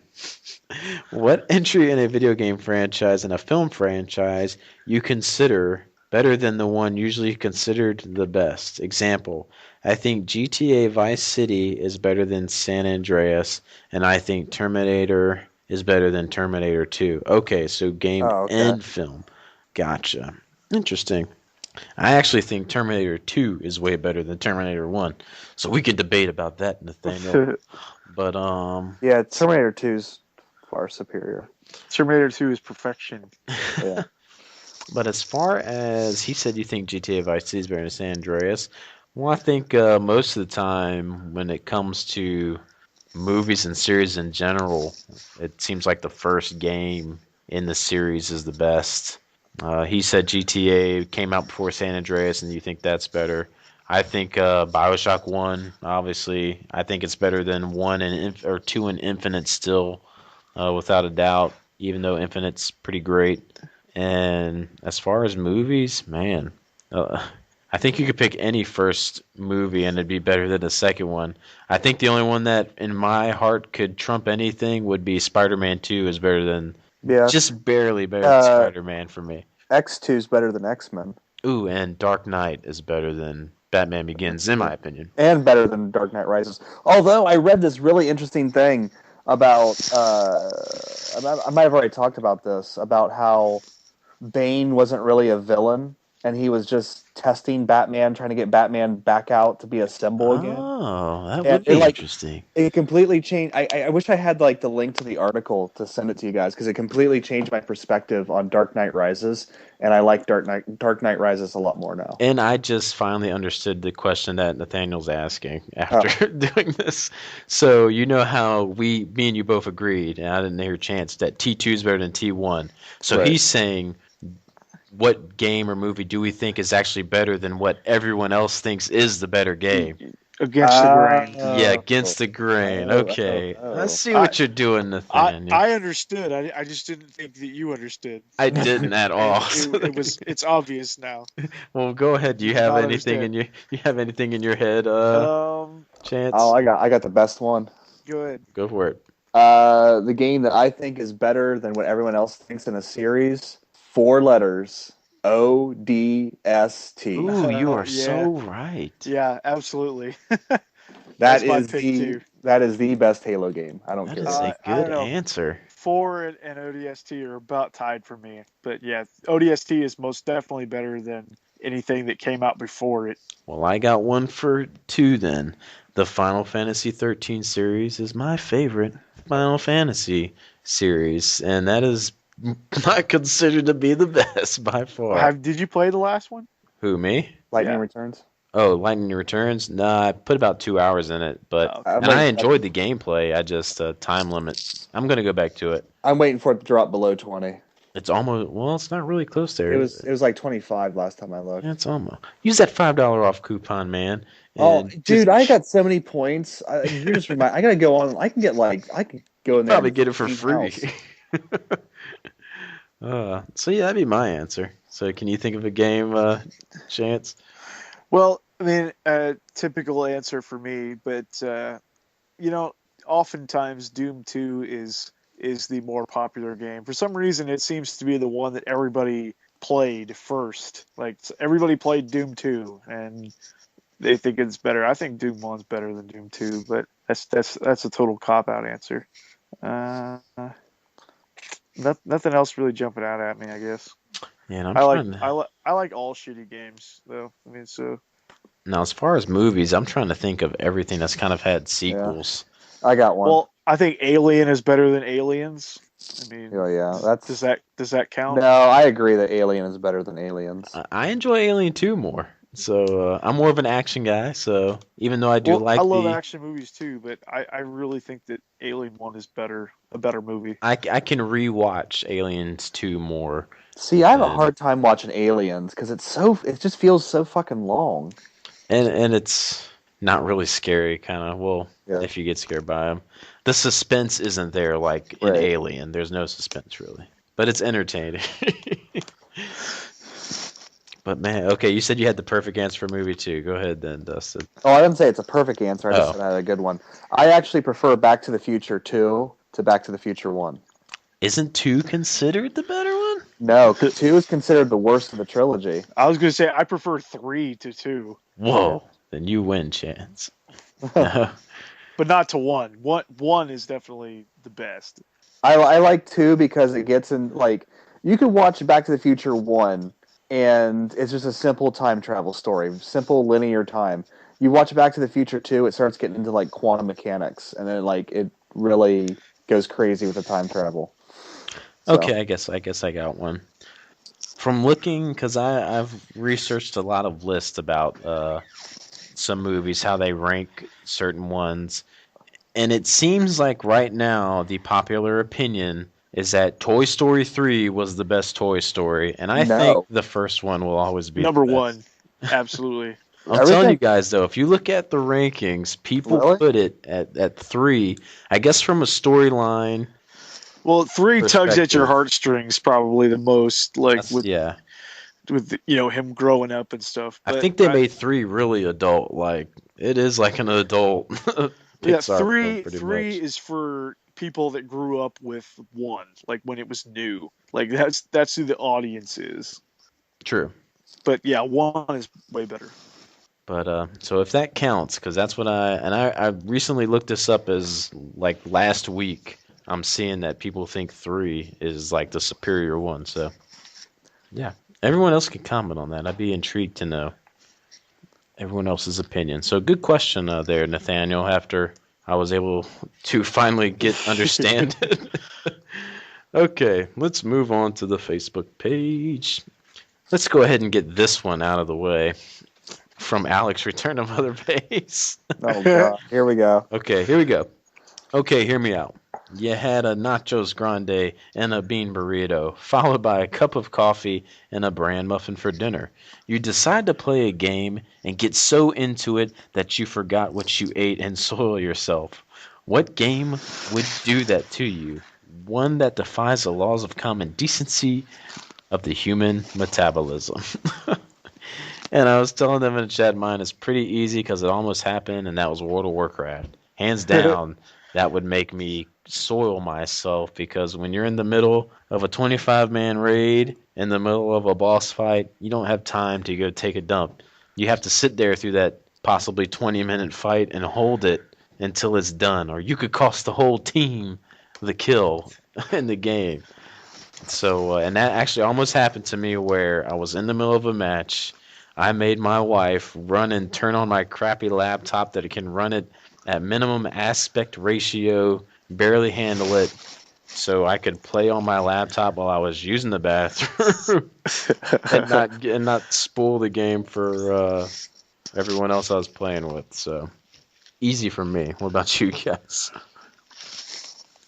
I don't know, because everything I play, I can pause. Yeah, you're yeah. Dark Souls would kind of be second for me, because there isn't a pause really in that game. Right. And then you could get invaded by somebody else and who could kill you. So that'd be the next. But you could turn that off, can't you? Yes, you can. You can turn off online play. Yeah, for me, it would definitely have to be something that you couldn't pause, and obviously not on a handheld, because you just take that shit with you. But I would have to say, if I'm playing a fighting game online, pretty much. But see, most of the time, like, the matches go pretty fast. Yeah, they're pretty quick. So even with first-person shooters, like, the matches are pretty quick usually. Like, not so long, unless I'm not a Battlefield player. I've heard those can last a little bit longer. But yeah, really nothing. Sorry, Alex. Sorry, Alex. I was kind of dulled out. Hopefully, my answer satisfied you. All right, let's check this one out from Hoss, Corruption Gaming. Because I can, and in the spirit of fighting games discussion that's been going around, which do you guys prefer? The round-based resets of fighting games like Mortal Kombat and Street Fighter and the like, or the continual round health meters of games like Injustice, Gods Among Us, and Killer Instinct, in which the round one loser is stood up and the fight continues, and the winner gets to use their remaining health he originally had. So for those not familiar with any of those, he's talking about Street Fighter. Your health bars reset every round, but there are some fighting games where the winner of round one can keep their health from round one and until they actually lose it. So, Chance, since you seem to be the fighting game enthusiast, what would be your initial response? Well, my knee-jerk reaction would be to say I want the reset. Traditional reset. because it makes it so you both start on an even playing field. Yeah. At the start of the round, back in your corners. Each person on each side. Whereas like this other system, you start with your same health, but also your opponent can stand right on top of you if they want to. And you're at such a disadvantage. Right, you are absolutely at a disadvantage. Granted, you are given a chance to stand up and move around before the round immediately starts. But still, your opponent has every advantage. They could pick the side they want to be on of you, depending on how close you are to the wall or whatever. They can pick to be on your right side or your left side. They can stand right on top of you if they want to. And I don't know, but there's a really interesting mechanic with it in Killer Instinct with on Xbox One, in that if you use the instinct meter, you are given the opportunity to gain some of your health back. Whereas that wouldn't work in a reset. Granted, there is a little bit of that, like with your focus attack in Street Fighter 4, you're given an opportunity to maybe gain some health back, after getting hit. But at the same time, if you get hit again right away, that's gone. Okay. Whereas with Killer Instinct, the health that you gain back, you have it. Like it's not the white health like on Street Fighter where it slowly creeps back up, unless you get hit again. So I mean, there are definite advantages to working the meter in your favor to gain some health back, and it definitely makes you have to play a little bit smarter. So I would actually venture to say I enjoy the system in Killer Instinct a little bit more. I'm all about the reset because I just want that level playing field on each round. I don't want to be felt at a disadvantage. I don't want to feel like I'm at an advantage, maybe because I got a lucky first round and got a good combo in. It's definitely a lot harder to rally with the other system. Like say you're at half of your second health bar, when you deplete their first bar, then you're left with still just a half a bar, and they still have a whole bar left. So you're definitely at a disadvantage if you don't take the first health bar. Yeah, could you imagine in playing Ultra Street Fighter, the person who beats you has half their health, a full meter going. I mean, there's no way you come back from that. That's an automatic KO. That's where the games differ, like in the way that they work. I mean, it's so much easier to pull off combos in Killer Instinct, so it's not impossible to have these really great rallies. If you can get them trapped in a combo that they can't break out of, you can really do a ton of damage and bring it back. Whereas like you said, in Street Fighter, it just ain't happening. It's just not. What about you, Dustin? Thoughts, feelings, concerns? I prefer the Street Fighter system. I like to have it start on a level playing field each time. It's just, I don't know. Because, I mean, I played Killer Instinct back in the day, and it was kind of cool that they did it a different way, but, like, my brother would just stop playing because, he was at such a disadvantage because, I was better at it than he was. Did you download Injustice, Dustin, since it was free? Or I did not. Okay. Yeah, I played like the training in that for a little bit, but haven't actually gotten to fighting with it. So I've never really played a game that's had that type of system in it. I've just watched and observed, but I know from a playing perspective, I would not enjoy it, probably. Well, honestly, though, I mean, I don't even know if you know anyone that has an Xbox One, but if you have the opportunity to play this new Killer Instinct, I really, really suggest it because it feels really good. Oh yeah, it's fun. It's fun to watch. So yeah. Oh, it is so much fun to play. It is. It's a great game. Nice. And it's not. I mean, it sounds like it's really different than Street Fighter, but oh yeah, I know it's not. At the very core of it, like the gameplay is a lot similar. A lot similar. You got your meter. You got your combos. It works. Yeah. It works almost the exact same way, but just the strategies and things that you have to do are a little bit different. It's a lot easier to pull off combos. I was going to ask you if you found it easier to pull off a combo in it. Oh yeah, way easier. You mean your training session hasn't helped you in Street Fighter? Well, I didn't learn how to do combos in that training session. Yeah. Like, it's so commonplace to get 15, 20 hit combos in Killer Instinct. Yeah, and it is so hard. Feels awesome too, right? Just it feels so good, so satisfying. Whereas you're fist pumping to get a 4 or 5 hit combo in Street Fighter. A 4 or 5 hit combo that's not a super move or ultra. Hoss just got online, and I'm tempted to ask him, "Hey, we're answering your question. Come in here and give your opinion real quick," just like I did with Alex that day. But I won't bother him. All right, let's go on to Rusty's question. Rocksteady arguably created the single greatest superhero game of all time. Doesn't that sound like a Rusty line, straight out of Fanboy? It just sounds like something he'd say. Arguably created. That's something I hear him say a lot.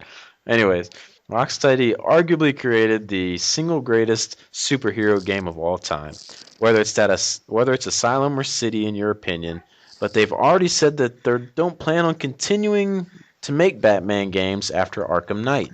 With that being said, what source material superhero or perhaps franchise revival would you guys like to see them tackle next? So Rocksteady, the makers of the awesome Batman Arkham series, is there a franchise you'd like to see them bring back? Is there some other superhero game you'd like to see them tackle? For me, personally, a franchise to revive. I know, just from thinking off the top of my head, the Spider-Man games, even though Amazing Spider-Man was pretty good, the combat is borrowing from Rocksteady. I just think Rocksteady could do it so much better, and the storyline so much better. It'd be cool to see them tackle the Spider-Man.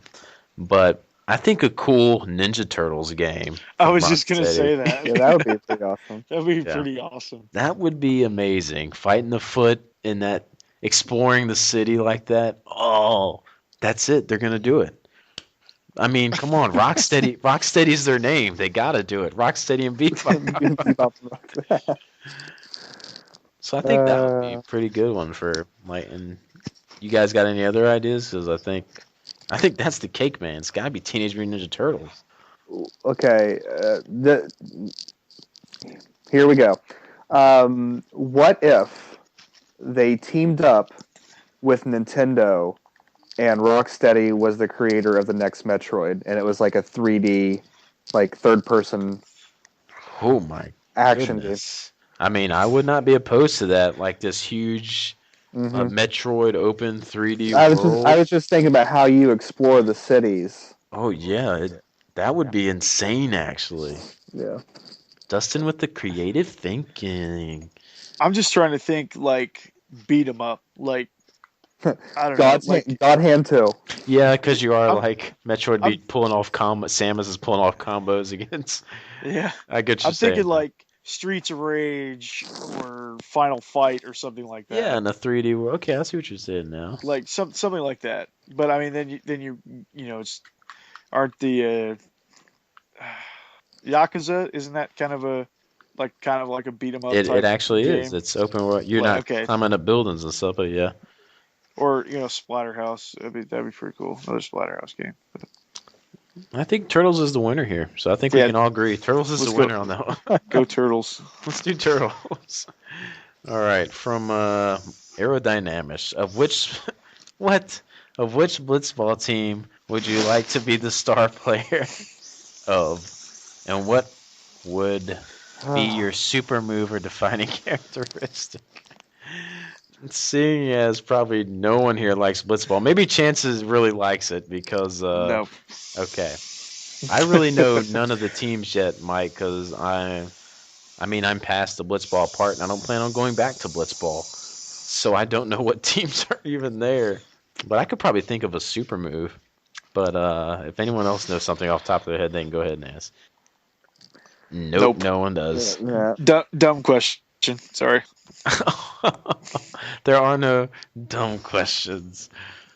Let it be known, I'm not the jerk this episode. That was Chance, people. It wasn't me. What were you saying? No one likes Blitzball. Yeah. That, I mean, honestly, like the entirety of Blitzball is like, it just almost ruins Final Fantasy X for me. Like, it's just so fucking stupid. You only need to do the one match, and you can even lose it, Dustin. I understand that, but it's like it permeates the world. It does. You know, you have two Blitzball players in your fucking party. True. That said, Walker's attack is like extremely useful for flying enemies. Oh, I mean, I get that. That's fine, but I mean, they don't have to reference this stupid sport all the time. We'll get to that when we get to Games Room. Man. I can't even think of a super move I'd want to do. I don't know. I'd want it to bounce off of everyone's head or something and go on the goal. I don't know. I don't like Blitzball. Moving on. Sorry, Mike. All right. Ross Phillip, Michael Orlando. Not sure if he has YouTube or his name, but that's his Facebook name. Hope he didn't mind us saying it. First, we'll start off with this one. I was wondering, since indie downloads have become huge starting in the last generation of consoles, I was wondering what are some of what your favorites were. Journey is up there for me, while Transistor was my overall favorite game of last year. Thanks. Sorry if this has been talked about already. It is no problem, Ross, because the indie games have been some of my favorites over the past couple of years. And I think he hit the nail on a couple good ones. Journey, I know. Have you played through it yet, Chance? No. Oh, man. What a game, right, Dustin? That game. Yeah, it's pretty crazy. I mean, it's just, I don't know. It's tough to even explain. It's just, it is an experience. It's the feeling you get when you play it. Yeah. It's hard to describe. And especially playing it where you were able to play with another person, right, Dustin? Yeah, but when I got to the end, I was playing with like 6 different people. Well, and I think you suffered one of the same moments like me. Playing with someone for a while and you get separated. Something happens. Well, that's the thing. Like, I got all the way to the end, and I got separated from my person, and I sat there and waited for them. Me too. Yeah. And it was so sad when the person I was playing with did not come up that snow mountain with. I don't know what happened. There's and I don't care if it's spoiling. You're walking up through the snow level through the mountain. I mean, we're playing together. We're at the end of the game. You're walking to the light. And he stopped playing. I don't know what happened. And I did not want to climb that mountain without him, man. Yeah. But, I mean, I couldn't just sit there and wait all day, so I did. But I felt horrible. I felt horrible leaving him. It was so sad. But, Chance, it is an experience. Like, I can't really... It's tough to explain. It's just a great experience as far as a game. But some other gems, since I'm talking, that I thoroughly enjoyed... I mention it all the time, can't rave about it enough. Lone Survivor.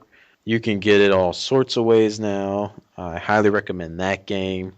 Transistor, he mentioned, is a fantastic game, so I hope all you PS Plus owners now own it on your PS4 if you have one. Hotline Miami, another favorite that I liked. I won't try to say all of them because I know there's some I could say that Dustin liked. Yeah, Brothers, A Tale of Two Sons. Oh, awesome. Go ahead and get your favorite one out the way, Dustin. I hope you remember what it is. Are you talking about To the Moon? Yep. I need to play the sequel. It's not really a sequel. It's just that it's like a placeholder though, right? Yeah. A Bird's Tale. It's like a bridge between the two. Like, it has nothing to do with To the Moon except for the character is the guy who the doctors go to next. Okay. Like, so, and there's no talking in this. It's just, it's even less of a visual novel than the last one. Like, it's you literally just like a little interactive movie. You click some things and you just watch it. But Kan Gao's music is just absolutely stunning. Oh yeah, that piano theme for To the Moon. Yeah, don't even talk about it. Oh, another one that's free now that it was free, the Swapper. That was one I really liked. Yeah, I downloaded that. A very early one on the 360 when it was coming big, Limbo. That is one that I Limbo's great. Played in one sitting, day one that came out. Thomas Was Alone. Oh, I love that one too. There's so many, Ross. I could give you. Just message me, man, if you need suggestions. I could give Dust you a and ton. Elysian Tale is one of my favorites. Yeah, that was good. So good. And Skullgirls Encore is great. You played another one too, Chance. That I don't think me and Dustin played. Valis. I didn't play Valis. Yes, you. What did he play? Oh, I know you played something on your phone. It was a. No, Vay's not a indie game. Oh, I played Vay. Yeah. Oh, it's not an indie game. That was a Sega CD game. Yeah. Right. Okay, never mind. Disregard. You didn't play a game. Okay. Didn't do it. And I'm sure there's more that I can't think of. Like I said, if I got a list from years. Stealth Inc. A Clone in the Dark. That was pretty good. I played a little bit of it, not a lot. It seems solid though. But there's a bunch. Does Strider qualify as indie now since it was on the? I don't know. No, that's got Capcom behind it. Yeah, but there's a ton. I need to play that so bad. Sounds a good question. Let's see. And he had another question too, which is a pretty good one. Since now even Dustin's going through it. Also, how do you find a good balance between work, family, and games? I'm a recent college grad who just started my first full-time job. When I get home, I find myself wanting to play games, but instead, I end up vegging out and watching TV. Boy, can we all relate to that one. Mm-hmm. I did that today. I really should have been playing Dragon Quest VII, but I wanted to watch Dr. No for some reason. Yeah. So. Ross, it is totally fine to do that because we all go through it. When we get home from a long day, a rough day of work, we don't want our mind to be exercising for a little bit, so we don't want to think when playing a game. So I think we all go through wanting to just veg out and get home, and maybe later in the evening, Don't force yourself. If you force yourself, you're going to hate it. Yeah, not going to enjoy what you're playing, and you might give yourself a headache. And it sounds like someone's fapping. What is going on? Oh, I'm messing with this cord. It's kind of like fapping. Is that what we call it now? Yeah. Yeah, I'm just messing with this cord. Yeah. But anyways, and with because Dustin's dating someone with a child now, and how you've been kind of experiencing that now. So how's that been? Okay. Not that they're there all the time, because but like I do watch her, by myself and stuff. Yeah. And like with that's where portable gaming comes in. Like, she wants to watch like Scooby Doo or something on the TV. Fine, I'll just pick up my Vita and play something. Yeah. So, but I mean, you have to find that balance. Yeah, it's hard to find that balance sometimes because, like, you're sitting there and you're like, man, I just want to sit and play a game, but you're like, I should really I guess I don't know. And go ahead, Chance. Interact with people.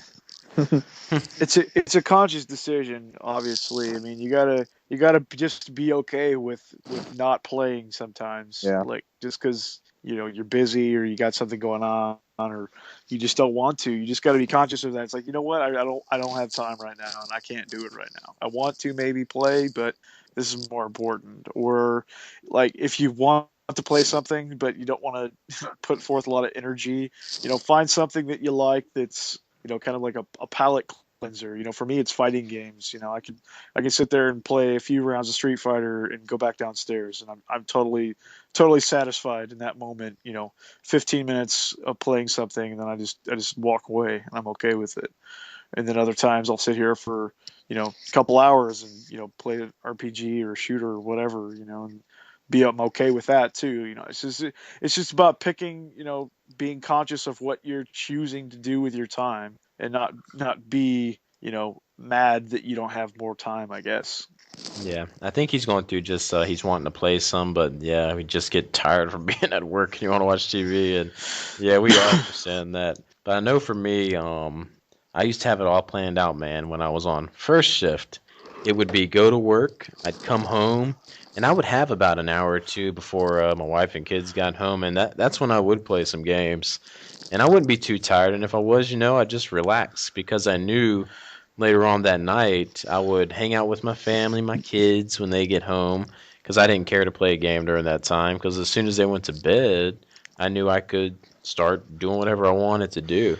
So I was able to. So I never really had a problem with finding time to game, and it was actually nice because I could get that veg out moment if I wanted to when I got home, and then just later on when everyone's asleep, play some games. But of course, that means it's going to take you longer to finish a game. Right. Because you only get so many hours in your day and in your life to do things. Which is the problem I have. Yeah.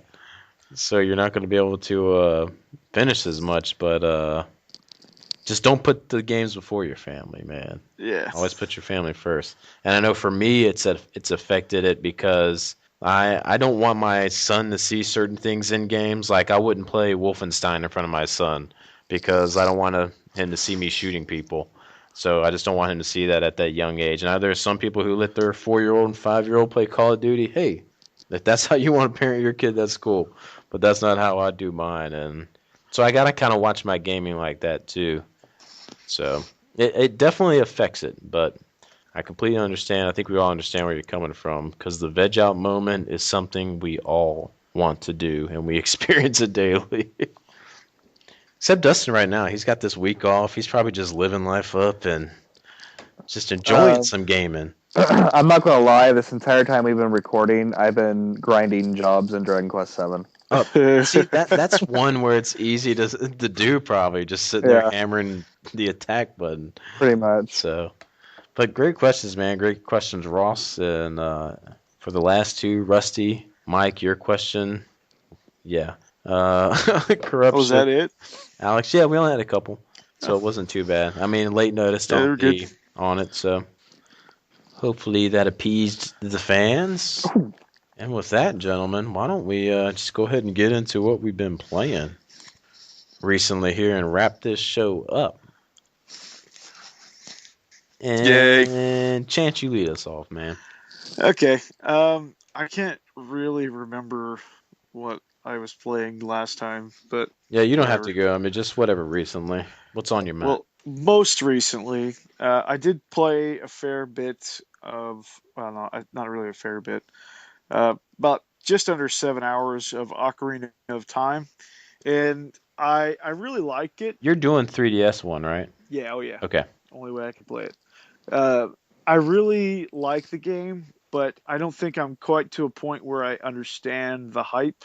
And I probably won't. I probably will never understand the hype for the game because I never experienced it anywhere near its peak popularity. Yeah. So you're never gonna get it, probably. Yeah. It can't possibly live up to the expectations I have. It's like me playing Doom 1 now. Like even though that is a solid game still. I can fully appreciate the game itself because even for an N64 game on the 3DS, it looks great, and it's fun. I like the combat a lot. I like the targeting system. I like that a lot. My thing about it is, and I know it's with all Zelda games, but man, everything is just so cryptic, like where you're supposed to go, and it's like, okay. I thought they tried to make that better with the 3DS. They did. There's like a little like tunnel thing you can go into, like shows you where to go. And I have no problem, just looking it up on a walkthrough. It's like, okay, where the hell am I supposed to go next? I'm not above that at all. But I don't want to say I got bored with it, but I was just like, okay, I'm at Lake Hylia or Hylia, whatever, trying to figure out how to get into this place, and I can't figure out how to get into this place. So I just put it down.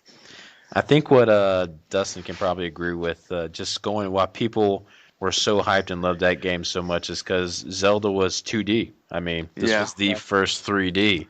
And it's like, whoa, mind blown when it happened. And at that time, it felt like a complete world, Yeah. It was very immersive back in the day. But now I can see, there have been, quote unquote, better Zeldas since then. So I can see, how. Well, this is my first 3D Zelda. I haven't played any of the others. Oh, so, like you said, this one's really cryptic. Skyward Sword, not cryptic at all. You can it's easier with finding things and figuring out what you got to do. So it's just it being older, I guess. Yeah, I've played most of the older ones.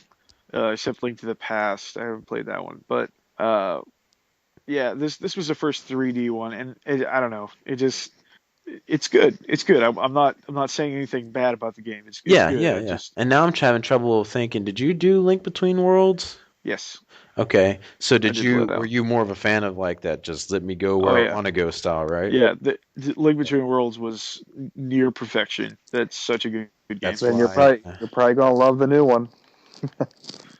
I think a lot of people are going to love the new one. We're looking forward to it. But That anyways, go ahead, Chance. Yeah. Okay, so I put down Ocarina of Time and picked up Persona Q. Now, I bought it around Christmas time. I don't remember seeing like a little post or anything from you or a picture. Oh, sorry. Oh, a little secret purchase there. No, it was in my video. It You know, watch my was? video. Yeah. I can't remember past yesterday, so I mean, I'm sorry. Okay. Yes, I do. It's I all right. watch all your videos, Chance. No, I was kidding. I don't care if you watch them.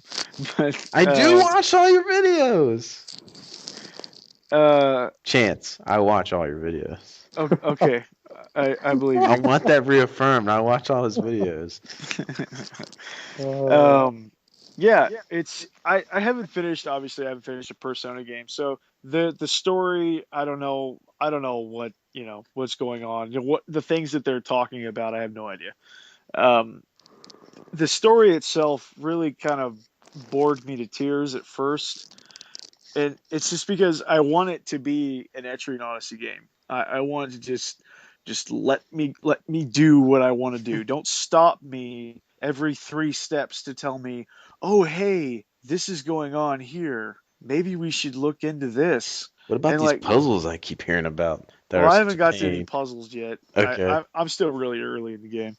Um, but I mean, there's so many characters, so many characters. When you start the game, you're given a choice to start as the Persona 3 cast or the Persona 4 cast.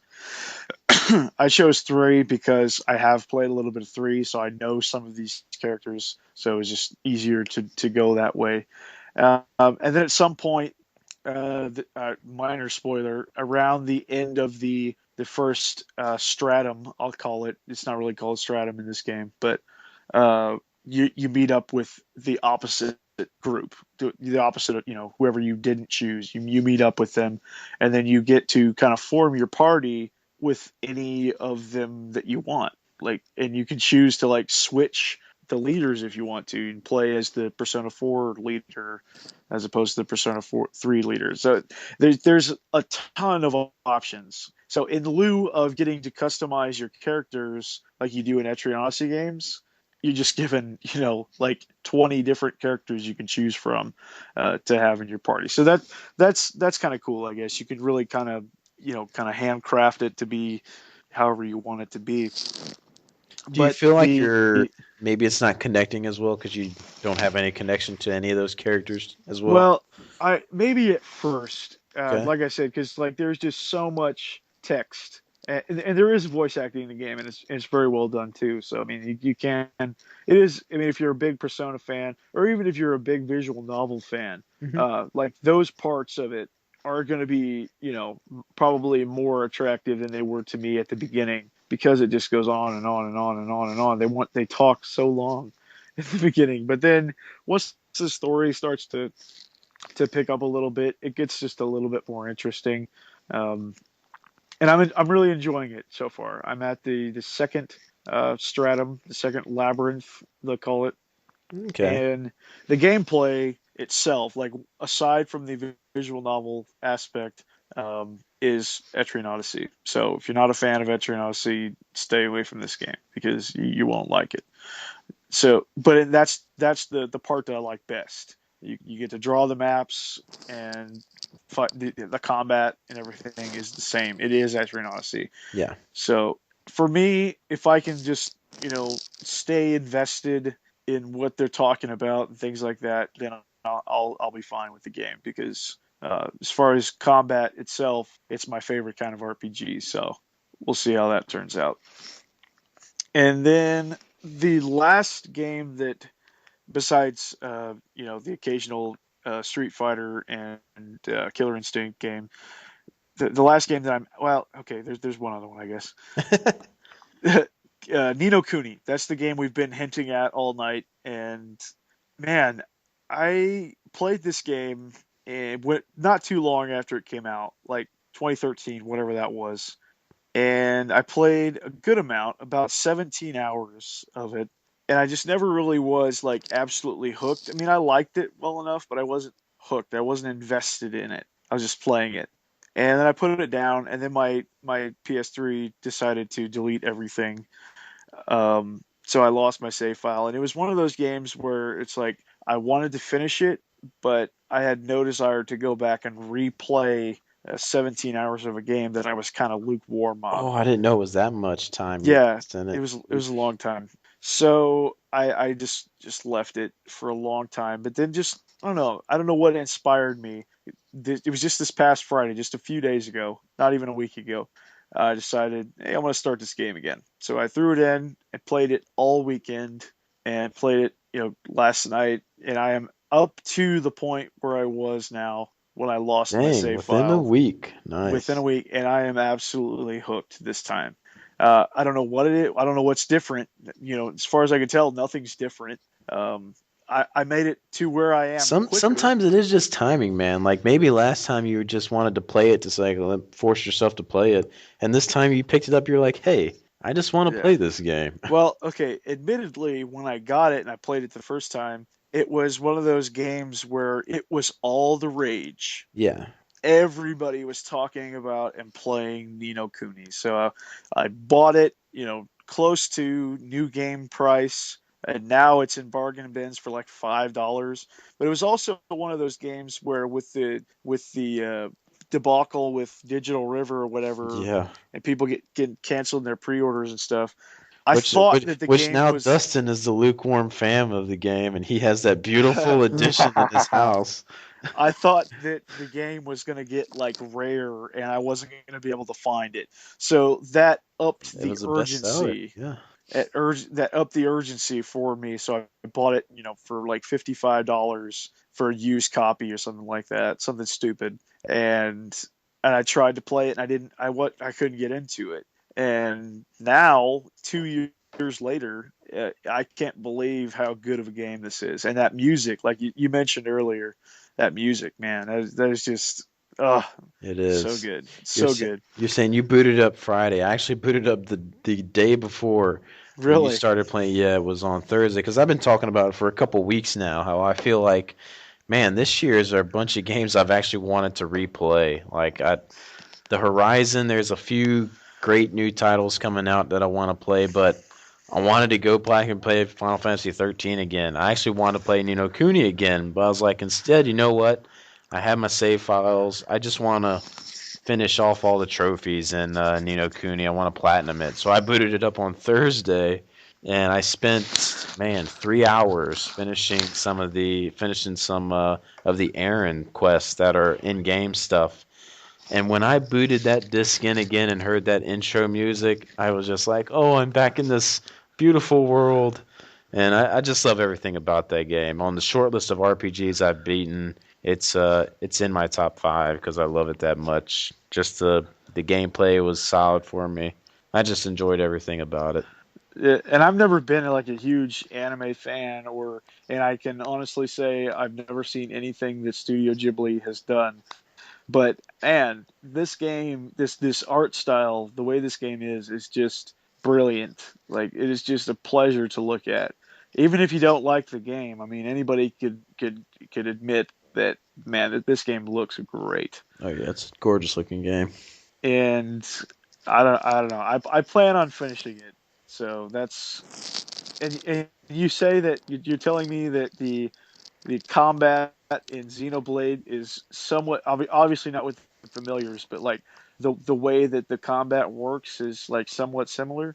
Oh, no, they're not similar. Okay, well, I thought you were drawing that comparison. No. I know in Ni no Kuni they have like the turn wheel system in it, and the moves are on like a cooldown in Ni no Kuni, correct? With some of the characters. Yeah, like they are. Yeah, so I mean, in that sense, yeah. and it is action-based where you're controlling the character in the battlefield. But it's not like an action RPG where you can just sit there and swing your sword, and mash it out. Yeah, you're hitting attack like you are in Ni no Kuni. That's how it goes. Wow. So they are similar in that kind of aspect. And I forget, Dustin, like what kind of turned you off in the end after that game. Because I remember we did our show on it, and we had agreed, like we really enjoyed it. But it was like afterwards, I guess you started thinking about it, and you're like, you know what? Well, it's just kind of meh for you. It's been so long, I don't even know if you remember. I didn't really like the combat system. Yeah, that was one big thing for you, the combat. I felt like the story didn't have the payoff that I was hoping it would have. I don't know. Okay. I was just kind of like, that's it? I'm like, and it was one of those situations where I felt like I was missing something that everyone else was seeing. Mm-hmm. Yeah, so. Okay. I can say that the one thing I don't love about the combat is like the AI for your other party members, and maybe you could kind of change it, but man, they just make horrible decisions. Like, yes, you need to. You can make some change, adjust the way they use their MP and stuff. Yeah, they're gonna drain horrible decisions. Like, I had a boss battle last night inside Mummy's tummy when you're trying to free the littles in the fairy land or whatever.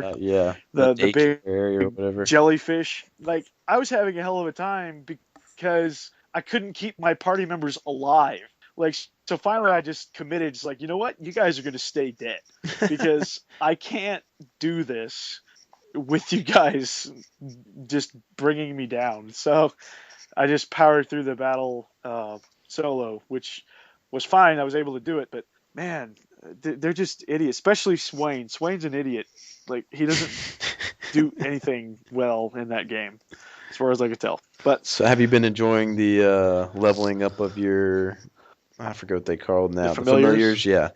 Yeah, I mean, I can honestly, last time I didn't catch any familiars. I didn't know how. I mashed through the tutorial on how to catch familiars, so I just didn't do it ever. So I just had the same ones that you're given in the game. But this time I'm collecting them, and I've actually got a couple of them that I really like. That, I've got some pretty decent attacks and stuff. And sweet. Man, maybe it's the inner Pokemon fan in me, but man, I like this system. It's fun. It's simple. I think that's what I like best about it. It's so straightforward, so simple. And oftentimes I think that's what turns me off with some RPGs, like things that just get overly complex. Like, I don't know. You would think it would be complex for that game, but it's actually not, because you got 3 characters per character, so you would think it would get kind of confusing, but it's actually not too bad. It really doesn't. It's pretty nice.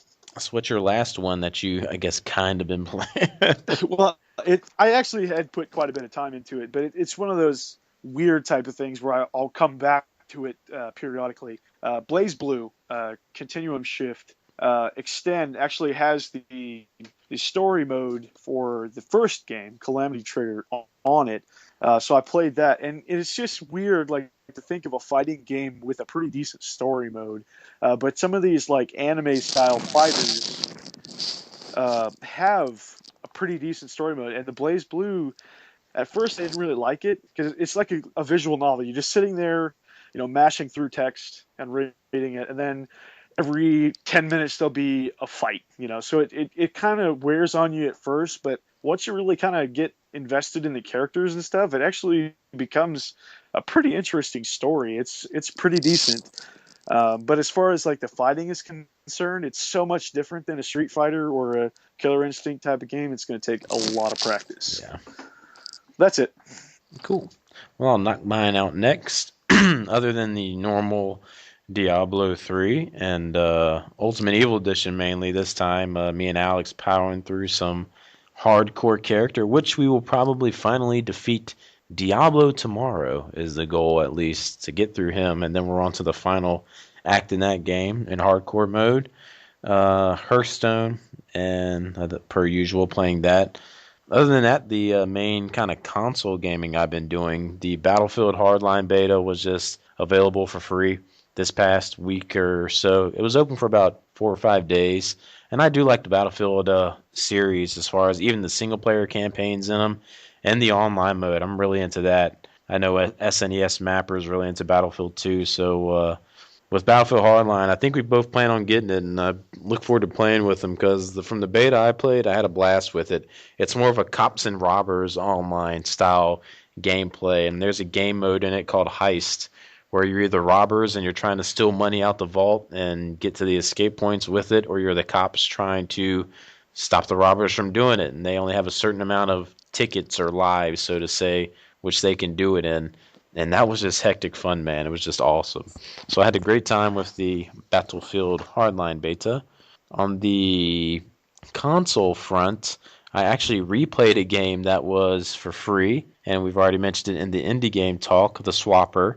I had beaten it last year, but then it came out for free on Vita and PS4, so I downloaded it on my Vita and proceeded to get all the trophies in it in one sitting and beat it because I just enjoy that game. I think people in that game miss out on some stuff. If you're playing through, it's got some pretty good puzzles in it, but don't miss out on the story that's in that game because it's got an awesome story. So just make sure you're paying attention to that when you're playing through that game. Also played a little bit of Metro Redux edition on PS4, mainly Last Light, because I tried Metro 2033. I know, Dustin, a while back, that was a game you were trying to want to get into and play, or you were on some kind of kick to want to play it. Don't know if you ever got a chance to put it in or not.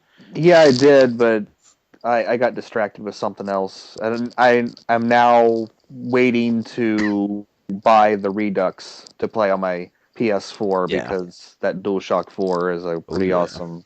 I got so tired of trying to find a copy of 2033 for a decent price. Yeah, that was high for a while.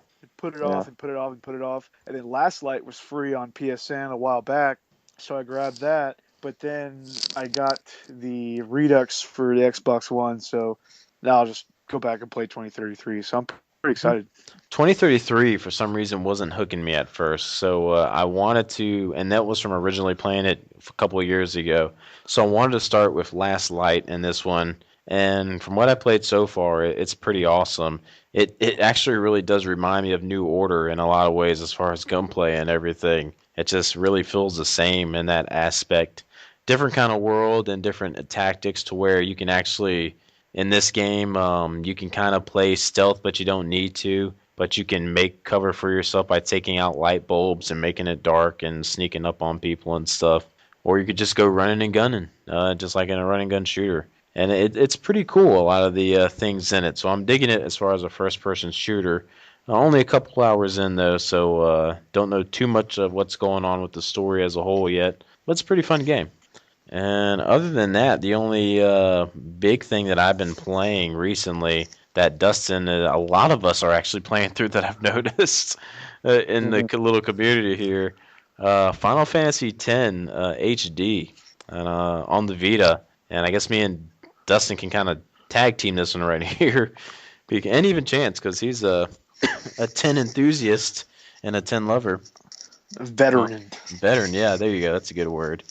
So I'm about, I think for the longest time, I was looking at my save states and like, where the heck is my time play? I don't even know how many hours I got in this thing.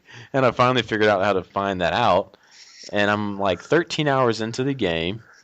And, for the most part, I mean, I'm enjoying it. The one thing that stuck out to me the most, though, was all these haters on 13 saying how linear the game is. I've been nothing but on a straight path in 10 since the get-go, 13 hours in. So I'm kind of like wondering where this whole open world thing... Okay, 10 is super linear. Okay. Until you get an airship. Once you get the airship, you can do whatever the hell you want. Then it opens up. You can go... It opens up different areas that you could previously go to or you have no reason to go to. And there's like a couple of certain aeons that you can get, but you have to go to these optional places to get them. Mm-hmm. And just so things like that. I mean, it never is like super open world, but like after you get the airship, and pretty much your last thing to do is pretty much beat the game. you have the opportunity to go and like get the celestial weapons, which are like the super weapons for each character, and power them up. So you have the option to do those things because those things take time. Like that's to where power up the weapons. Blitzball and everything comes in. Yeah, and there's other things like some of them like it's just a matter of finding these items, these very specific items. They're in chests across Spirit, like and really, I mean, unless you just covered every inch of the land anyway, you'd have to know that they were there to go find them. Yeah, and there's certain stipulations for some of them, like to power up Wakas, yeah, you got to play Blitzball, and you got to win games at Blitzball, and there's a section in the game where you have to dodge lightning bolts, and you have to dodge a certain amount of lightning bolts in order to get one of the items for Lulu's weapon, I think, and just different things like that. So really, you can put a ton of time into it if you want to, but also at the same time, you could just finish the game if you wanted to too. So I mean, it just depends on what you want to do. Well, luckily for me, I don't care if a game's linear, so I actually kind of like it when the games. Yeah, I love linear games. So that part doesn't bother me too much. Some of the drawbacks in this game that aren't really hooking me as much, and it's a game I'm going to finish. I'm going to finish through it, but I think Dustin said a perfect word yesterday describing it. What was that word, Dustin? Bland. Bland, yes. As far as the characters feel bland, the story feels bland, just a lot of things just feel bland with it, right? Yeah. Final Fantasy X is a weird thing for me because I played it when it like first came out. I went out and got it, and yeah, it's a weird thing for me because it was the first time I felt the magic had just it was starting to disappear. The Final Fantasy on the Nintendo was great. The Super Nintendo ones were great.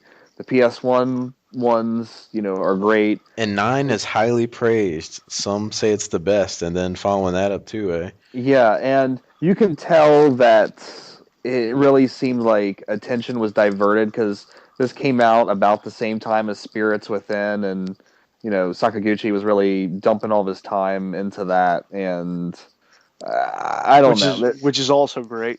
Which is also great. I'd much rather have Final Fantasy X be the Spirits Within the game than what we got, because I absolutely hate Titus. I hate Titus. There's no redeeming quality to Titus except that he's part of Yuna's love story. That's the only thing that really saves Titus. Other than that, I like jerky Luke von Fabra way more than I like Titus. Well, 13 hours in, this love story between them is nothing for me right now. Like, I feel no connection at all. It takes a while to build up, but the only thing I love the sphere grid. Yeah. And I love the battle system, the switching out of characters and stuff. The battle system is great. But, even when I was younger, the story I just didn't care. And I don't care about these characters. The only character I really like is Yuna. And I just don't think they're developing them good enough. You just get kind of introduced to Waka. I play Blitzball, and you're gone with them. So it's kind of... Yeah, like you're instantly best friends with him. Yeah. And that's the thing about 10 is it was really the first Final Fantasy. I mean, it was the start of the decline for me, and it was really the first Final Fantasy where I felt like this is style over substance. Because even though the PS1 era that's was really good, that's a good thing. Even though the PS1 era was really flashy and great, I mean, Final Fantasy VII had the Materia system, which was really awesome, and 8 had the Junction system, which is one of my favorite RPG systems ever. 8 is amazing. Oh, I really like 8 because it reminds me of kind of Golden Sun with the Jin, which I don't think you said you still haven't played those, right? No, I've multiple times. Okay. Multiple times I've started Golden Sun 1, and multiple times I have got distracted with something else. Yeah, but they're eerily similar those systems. So yeah. But I mean, it's a good game. Don't get me wrong. I mean, it's a good JRPG. Yeah. It's just, if there's that saying that you can only go to what is it? You can only go to a well. You can't draw fresh water from a well multiple times or something. And it really just feels like, I don't know, like the Final Fantasy formula just kind of died out with 10, and they really haven't recovered, except for maybe Final Fantasy Dimensions. They really haven't recovered that. I don't know what was missing for me ever. So. Yeah, and I'll agree that that's one of the things that's so tough with an RPG though. If I'm not hooked into the story, that's like, man, that's a pretty big important thing. But luckily, this story is just keeping me just right there, invested enough to want to continue. And because I want to say I beat Final Fantasy X, I want to be able to finish that. And like you said, Dustin, the combat system is great. Being able to switch party members out and attack on the fly. I think it was Devil May Pie, Danny, saying he enjoyed the summon system in this game. I hate the way the summons work in this game. I like it when they come out and they do this all-powerful attack and then they're gone away. I don't like being able to control them and no more of my party members. I really don't like that. But I mean, like you said, though, solid RPG. I'm really hoping that, like, as I progress in the game, I will start to like it more, because I do know that the storyline does pick up quite a bit. Yeah. It's just this early lull, and like, I don't give a fuck about Titus. I don't give a fuck about Blitzball. It's just, I don't know. Like, the world just seems kind of. I hate the design of the world. This stupid, dumb Islander theme. I hate it. Everyone looks like they're like in the goddamn Caribbean, and it drives me insane. But so what did you feel about the HD upgrade look of it? Do you feel like it actually great? Yeah. Some people think it looks worse. Well, I mean, no, like the cutscenes, the rendered cutscenes look phenomenal. Phenomenal. Titus's face looks weird on the normal character model, though. Like, his face is like really fat. It's like it looks like he got like a lip injection or something. I don't know. But I'm gonna finish it and see it through. But yep, me too. Have you started up the HD version yet? A chance, or you just kind of wait on that one? Okay. Oh, yeah, I'm probably 25, 30 hours into it. Nice. I'm towards the end of the game. Like it's hard to explain if you haven't beat the game, like where I'm at. But okay. So we plan on maybe hopefully doing possibly a mini-sode with the three of us on that if we see it fit. But if maybe we start hating it, well, that'd still be a good mini-sode. Okay. Back and forth. The story itself, it really picks up, but you got to realize that the story is way more about Yuna than it is about Titus. So if you I'm getting the vibe right now. It's between Titus and his dad more than anything. No, that's well, okay. Without spoiling anything, that's kind of part of it, but it's so much more about Yuna to me. Like, is it by Kerr growing up as becoming a summoner or something? Or? Yeah. Well, and you got to know what a summoner means to them. Okay. Like what a summoner has to do in order to defeat Sin. Like, I mean, that's. I'm sorry, Chan. No, that's fine. I just can't say too much because, like, once you learn it in the game, you start to feel the emotions a little bit more. I don't know. I know I may have nostalgia blinders on, because it is my favorite Final Fantasy game. But I mean, I do think that there's like some extremely redeeming qualities in the game itself, and I can tolerate a lot of Titus because I think, especially with that infamous laughing scene, I don't think it was ever meant to be like that was his serious laugh. I think it was meant to be an exaggerated, forced sounding laugh, and that's the way I took it. I never took it like everyone else did, and that there's horrible English translation. It didn't bother me that much. It was always funny. Like, it's awkward, but I think it was meant to be. Like, I don't think it was. Go ahead. I was going to say, immediately after he does it, they laugh normally. Yeah, exactly. Yeah. So like you see all these like people dogging on that part of the game, and it's like I just don't think you guys get it. But I mean, I'm not going to defend Titus's character at large because yeah, he's extremely annoying, and he's kind of annoying for the rest of the game too. But yeah, I don't know, the story and the most interesting characters though is by far Yuna. I think Orange character is extremely interesting, but yeah, I wish that there was more too. I'd be lying if I said that said that there wasn't. I think the other thing, or sorry, Dustin, I think the other thing with it too is that, like you said, Dustin, it's like this island Caribbean thing, really bright, and sin is taking over the world. I feel like it needs to be darker. Just wait. Okay, I was gonna say, I'm hoping it gets darker. Wait till you get to Xanarkand. Okay. What were you going to say, Dustin? I was going to say, I feel like the PS2 era of Final Fantasy is really weird because it's like the main character of the game is not the character you play as. Like, I feel like the main character of Final Fantasy X is Yuna. Yeah. And like with 12, I feel like the main character is Ash.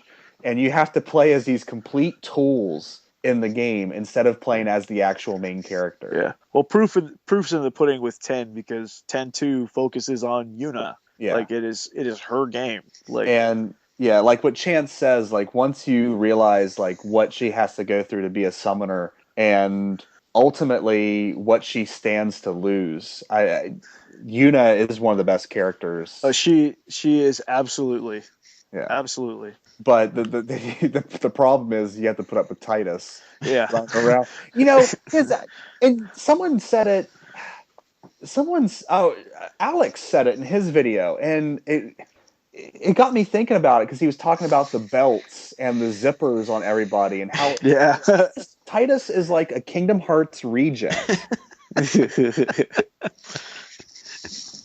I guess that's why he's in Kingdom Hearts. Isn't he in one of them? Yeah, but he doesn't have that outfit on.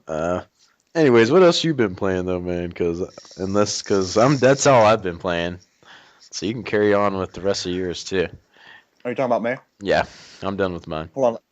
Let me swallow this delicious chocolate chip cookie. What else have I been playing? Dragon Quest. Well, as I'm sitting here playing it right now, playing Dragon Quest VII, which I am enjoying far more than I'm enjoying Final Fantasy X at the moment, which is probably going to set some people's buttholes on fire, but that's fanboy. Exactly. This is a game that I bought back in the day when I got my PS2 because I didn't have a PS1, and I was so excited about playing this game. And let's see, that was 2001, 2002-ish. I'm standing here at 2015, and I still haven't finished the goddamn game because it's so long. And it'll probably be by summer before it's finished, but hey. Well, I don't know. I'm about 40 hours into it. Oh, wow. I didn't know you that far in. Yeah. So, but it's a oh my God.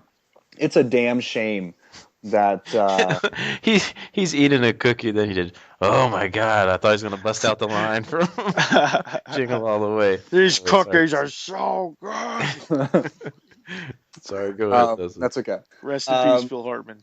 Yes. It's a shame that Square Enix is really dragging its feet on localizing the 3DS version of this game. Oh, because you popped it in. I recently de-region locked my 3DS and popped it in, and it is gorgeous. Like it is amazing looking, and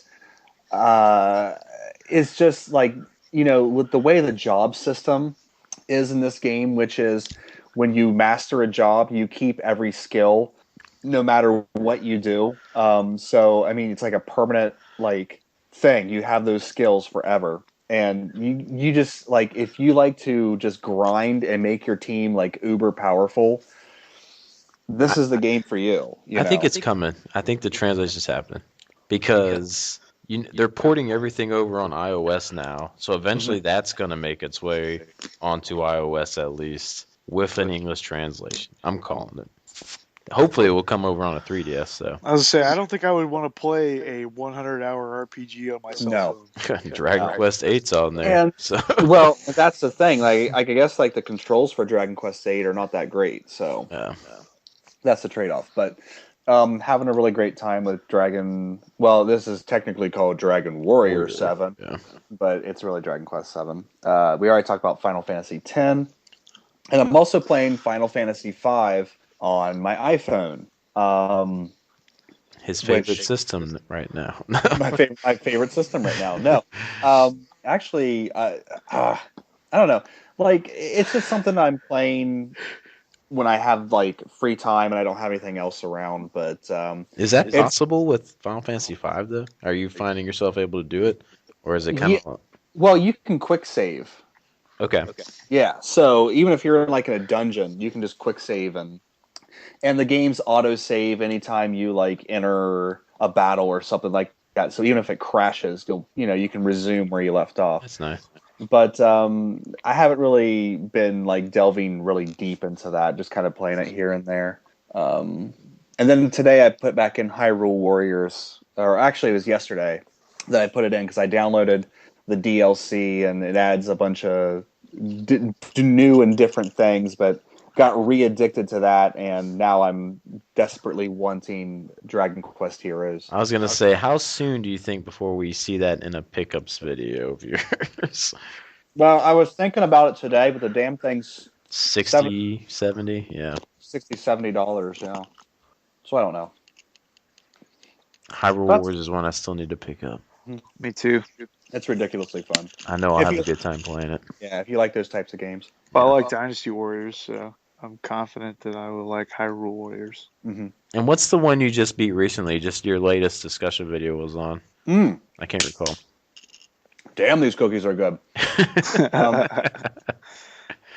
Brandish. Yes, that's what I wanted to hear a little bit. Actually, Steven, when I was playing it, I was really thinking, like, dude, he would love this game.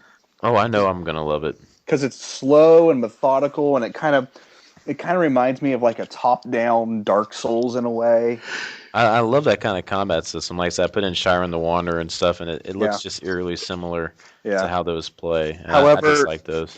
Yeah, and you have to like slowly move through the dungeons, and you have like these tools. Like the main tool you need to have are these little like metal balls that you drop in front of you to check and see if there's a pit trap in front of you. Okay. Because Greg was talking. I don't know if you listened to the recent episode of RP Gibberish. I am an hour and 12 minutes in, so I got a long way to go. Yeah. I was going to say, I don't think I had 6 hours of free time. But Greg was talking about the worst thing in that game is the pit traps, because like if you fall into 2 of them, you're dead. Ooh. Yeah, but there's so many different ways of like making these respawn points. There's an actual item that you can like break, and it'll make a respawn point, or you can just save your game and it makes a respawn point there. So it's not like super punishing. Do you remember what your final end time was? Because it seemed like you beat it fairly quickly, and that's a positive thing for me too. Like if it's like 15 to 20. Oh, that's perfect. That's that's great. Yeah.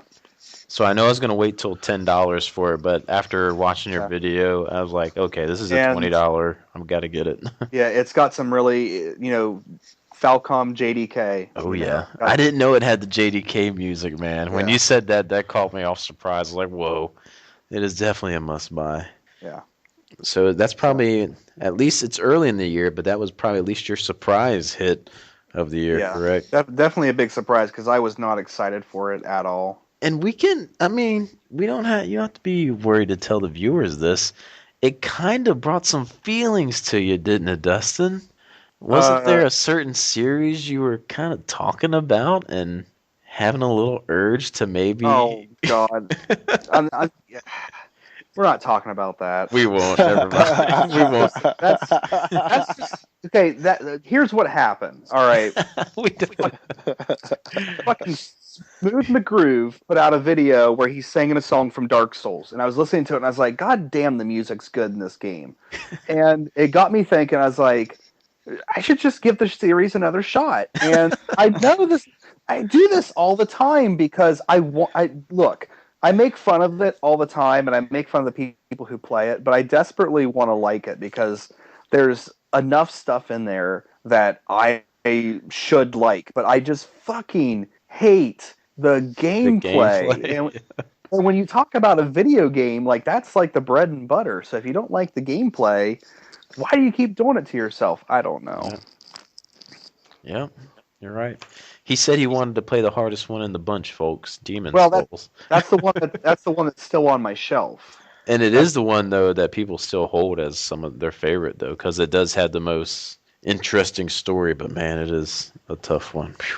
Have you beaten that one? That's the only one I haven't beaten yet. Huh. That's the only one I have. It has a weird system with day and night. I think it's it's interesting one. But anyways, yeah. So that's I like Dark Souls, but it's freaking hard. It's a challenge. I won't disagree. And then you see these guys playing with it in their underwear with a ladle wooden spoon beating the game, making everyone feel like they're nothing. Epic name, bro. So is that everything for you, Dustin, then? Brandish, and then, yeah. Yeah, yep. I mean, I liked Brandish so much that I went and downloaded and patched the Super Famicom version of the sequel. You said you're going to do that, yeah. Were you able to kind of test it yet? See how it worked? No, I just tested it to make sure it booted up. But okay. Then I went on a little bit of a Super Nintendo ROM spree. So now I have Shin Megami Tensei 1 and 2. On the PSP Go, I'm assuming? Yes, on the PSP Go. And what else? There was another one I downloaded. I've been trying to get the retranslated version of Breath of Fire 2 to work, but I think the patch is corrupted. I have to re-download the patch. You've made Papa Arrow proud of your crafting ways. With your piracy. Oh, I know. Well, I mean... hey, if they're not here for us to play, maybe what are we going to do? I mean, like, the Super Nintendo... just the cart of Brandish is like $30. Oh, wow. I didn't know that. Yeah. At least I think that's what I saw. I don't know. Well, all right, gentlemen. I think that about does it for this episode. I should think. I don't even know what time it is. It is 2:12 in the a.m. Are you kidding me? Why am I eating cookies this late at night? I have no idea. We get fucking heartburn. Man. Put that cookie down. But I had a great time. This was a really good episode. No disconnects. No disconnects, no problem. I'm not on laggy internet today, man. There we go. I'm at this super school internet, so hopefully there's no issues. Yes. All right, well, thanks for listening, everyone. Thanks for putting in the questions. Thanks for the continued support. We enjoy all the good comments and stuff on the videos, so stay tuned, because this could be a pretty big year for the podcast in the few coming months. Can't say too much, but it could be some big things going on this year for the show, so hopefully you guys stick with us and continue to listen. Yay! And hopefully we can continue to make these things and stupid shift schedules won't affect anything, especially on my side. Yeah, we're just going to have to kick you off and get somebody else It's all my fault. I've already deemed Alex as my replacement for if anything ever happens. If I pass away or something, he's going to take over the reins of me. Or if people just want me gone. Yeah. So vote now.